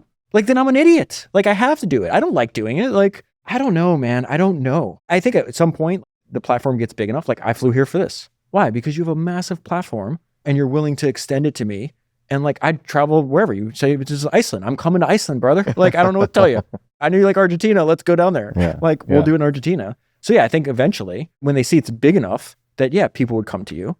Also try to make it easier. And, you know, I'm not doing it in Columbia, Missouri. I'm doing it in New York or LA. You're going to be there anyways, you know? And also with the particular cohort that you're interviewing with jets, if they're like, sure, I'll fly to New York, and then they can also set up like 5 other meetings with friends or business associates or fill in the blank, right? Make it easy. But I think really, man, like, this is the turtle in me. I don't like asking. The turtle. You can ask all the people that we have a bunch of mutual close friends. I don't like asking for help. And I think one of the weird ways that I think I built true friendships with some of these people is because all day long it's gimme, gimme, gimme. Yeah. For sure. I have never asked Rick for anything. I think one time to crash at his house. Yeah. That's it. All I want is to be homies, to be friends. I don't want anything from this. And I think I didn't understand, because I didn't come from this background, that when you're high profile and you're building these empires, these are all empire builders. All day long, they're just surrounded by people that want something from them. And I'm just like, here, I have this podcast that might be valuable for you. You want it? Like, I don't want anything from you. And when they tell me, ask me for stuff, I still don't like doing it. I don't like doing it. Yeah. It like really hurt me to like, would you be on my show? Yeah. But I was like, all right, well, I'm going to ask for something. I'll do this. And not a single person I've asked has said no. Yeah. Well, you love what you do. I mean, that is essential to producing the quality that you produce. It's essential for the endurance, right? To sort of outperform and outlast, because podcasting as a whole is just an elephant graveyard of 3 to 10 episode shows. Yes. Right? Yeah. So if you choose something you really like that you would make because you intrinsically enjoy it, right? If it's an outgrowth of reading the biographies, taking the notes, and you're like, well, like, this is really sort of, in terms of additional work for me on top of something I might already be doing, actually not like the majority of the pie. And you have the fuel of that obsession, you're going to do well, even if it's just for yourself, but certainly with the longevity, you have the competitive advantage of durability. That means a lot coming from you and everything you've accomplished. And I think you actually hit to the essence of it, where it's like, I can't sleep after these things. Yeah. I had to get up the next day when I was in Austin. I think I had a 7 a.m. flight, and I slept maybe 3 hours, because like just gem after gem after gem from Michael Dell, or like, you'll see this in the Todd Graves episode. Dude, we were like the same person. We're the same person. And so we're like spontaneously high-fiving this. I'm sure I'm going to get a lot of like, this guy's a dork. It's like, hey, give me another high five, buddy. Like, we just like geeking out about like minute details of just being obsessed with his whole thing is like, do one thing and doing it better than anybody else. I remember going from the airport, it was in Baton Rouge, and I immediately called Sam Hinkie, who's the closest thing I have to our mentor. And I was like, I'm in trouble. And he's like, why? I go, I'm addicted to doing these things already. Like, I can't stop. Like, this was crazy. Yeah, it's a good sign. Crazy. I mean, that's how I pick my projects. I mean, largely, it's how I pick some of my startups too that I get involved with. If I have what I would call sort of good insomnia, yeah, for at least a few nights in a given week, and then I try to quell it. Doesn't matter how much trazodone I take or anything else. I just am so excited by something that my mind is whirring and I can't go to sleep. I'm like, okay, there's probably something there. Also, because it seems to be such an energetic unlock, I'm like, even if that one thing doesn't do very well, if I can kind of create this like nuclear power from that, it's not compartmentalized. It can apply to other things. So I get it. And I was listening to, I don't know how I found it. Actually, I was going on, I think it's Tom Papa's show. He's a comedian, great interviewer. And I was going on his show, this is a while ago, and I was doing some homework on my own, listened to an interview he did where he interviewed Joe Rogan. Mm-hmm. And I'm paraphrasing here, obviously, but Rogan effectively said, he's like, yeah, I don't really think much about like discipline or willpower. He said, what I do have though is like obsession. Yes. And when I find something that I'm obsessed with, when I deep dive, it's like, I don't need to worry about discipline. I don't need to worry about willpower. So it's like finding that thing that you are obsessed by. I think it's 100% right. I think you've done that. You've done that. So you found your lane. Like a lot of people don't find it, right? They don't find that thing. It's like you wonder if Kobe Bryant were born somewhere and didn't have the chance to pick up basketball. Would it have been something else? Like maybe if you're Michael Jordan, okay, it's baseball or this or that. But it's like you found your thing. It's kind of amazing. No, I appreciate it. And the way I think about it, it's like it took me 32 years to find my path and 5.5 years of struggle before it could even pay my bills. Yeah. It was like a long time. Kobe found it, like imagine finding it at 12 like he did. Yeah. And knowing. I read the 600-page biography on him by Roland Lazenby. And the middle school guidance counselor is like, he wrote down, what are you going to do? He's like, I'm going to play in the NBA. He's like, you need to pick something else that's a 1 in a million shot. He goes, I'm going to be that 1 in a million. To be like that so sure at 12 years old. And this is what goes back to the lack of introspection. Like I had a lot of like angst and like what is the meaning of life or what am I doing here? And then once you find your thing, there's like a, definitely not resting on laurels, but there is like almost like a relief, like, yeah. Because it's not just like finding something you love to do. It's like, what is that? You're like a Japanese encyclopedia. Ikigai? What is that? Ikigai, yeah. Yeah, it's like the intersection of like what you love to do, what you're good at, and what's good for the world. Something like that. Yeah. Ikigai gets used in a bunch of different ways. Yeah, Japan's always good for these pithy conceptual words. This is going to be blasphemous for you, but like I think travel is generally overrated. After you do it, I'm not jumping in. After you do it for a while, because the problem is like we keep going to all the nice places and like all the nice places are all the same to each other. The one thing that Japan blew my mind and why like it's the top of my list now of everywhere I've been and where I'd want to go again is because it's one of the few truly distinct cultures in the world. Yeah, it's a wild one. They're kind of like a chameleon because they pull so much from other cultures. So when it was in isolation, it was certainly kind of an alien environment. And then you look at everything they've incorporated. And in some cases, in the case of say like the Toyota Way, right? Yeah. You have, I guess it was, I want to say Deming. Yep. Right. Who was basically not ignored, but certainly not embraced in his country of birth, gets adopted by the Japanese. And you see them do this over and over and over again. So yes, it's a fascinating place. And I would agree with you that especially people who travel in the lap of, it doesn't need to be luxury. It could just be comfort. Like rich person travel is the most boring shit in the world. Same stores. It's just like, okay, you're going to the Four Seasons in 12 different places, getting on the Wi-Fi, doing whatever it is you would have been doing at home, and then going to the most expensive meals. It's just not interesting, right? So I think if anybody wants a great book on the art of long-term world travel, if that's of interest, Vagabonding by Rolf Potts. I read that because of you. The amount of books in my library because of you. It did the same thing with you that I did with all these other people. It's like, oh, Tim said to read it, I read it. Yeah, and a lot of these books, right, they're underneath it all, at least in the case of Rolf Potts' book, Vagabonding, they're really kind of like philosophical operating systems, right? And it's a hat you can try on. You don't have to wear it forever, but it's like, okay, if you only have one jacket to wear, which is like 6th gear workaholic, neglecting family guy, just expand your wardrobe. You can always put that jacket back on. You just hang it up for a moment. And similarly, I like these books, and they certainly can be business books, whether it's Branson, who is in some ways, I mean, he took risks, but he's kind of the opposite, at least in a lot of capacities to like a Dyson, right? Like he risk mitigates the hell Yes. out of his ventures and caps the downside in so many creative ways. Like his airline. Exactly. So like the artistry of deal making for minimizing or capping downside is one of Branson's superpowers, even though the stuff on the magazine covers back in the day was like the madman who's doing X, Y, and Z and has the models and he's phenomenal marketer. And he's doing like the kiteboarding with a naked model on his back. You remember that? The picture I have in my mind. Oh my God. So that looks fun. He is also can be a wild man, but I digress. I was just going to say that these are hats that you can put on to test them out as like philosophical operating systems, which is how I pick a lot of the books. Yeah. Books. I mean, I was very similar to you when I was a kid. And also, I mean, all throughout, just living in books. Living in books. It's very common, though, in these stories. Rockefeller, Abraham Lincoln, Thomas Edison, Edwin Land, Winston Churchill. The way I say this is like they don't just read, they devour entire shelves. Yeah. There's multiple examples of like Thomas Edison read every single book in the Detroit library. Edwin Land read every single book on light in Harvard, then dropped out because he didn't think he had anything else to learn, moves to New York City.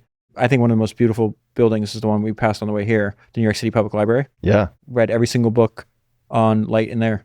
And then it's like, okay, I learned enough. Now I can do my experiments. That's they devour entire shelves. Monster. David Senra, what have we not talked about? People will be able to find, of course, the show, davidsenra.com. Yep. Is that the best website? Yep. David Senra on all social channels. Instagram, all social X, channels. Podcast app. Founders Podcast, of course, founderspodcast.com. I appreciate you. You've included me in your newsletter in the past. Oh, yeah. On your blog. Like, I read all your shit. And I didn't even know. It's shocking to me. Like, when I'm like, oh, because it's not like you told me. I was like, what the hell? Yeah. The obsession and attention to detail doesn't surprise me at all. Like, when you told me about going through your transcripts by hand, I'm like, yeah, that makes sense. And I really have my fingers crossed for you. I don't think you need any luck. But that David Senra is as durable as Founders Podcast. If anybody can do it, you can do it. I appreciate it. It means a lot coming from you, man. Yeah, congratulations. You've had a huge influence on me. Oh, thanks, man. It's long overdue. Like I said, I ran in the hallway and grabbed you. I was like, it's been too long. Oh, yeah. It's been too long coming. Very, very long overdue. So everybody listening, check out David Senra. I'm excited to check it out. Thank you, brother. And also know the team at Huberman Lab. Andrew, Rob, those guys are all top tier. Yeah. So what's coming is going to be absolutely top notch. So I'm excited to see it. And as always, everybody, we will put links to anything that came up in this conversation in the show notes, tim.blog/podcast. Just search Senra, Senra, or Essence of Turtle, and you'll be able to find everything. And until next time, just be a bit kinder than is necessary to others, yes, but also to yourself. Thanks for tuning in.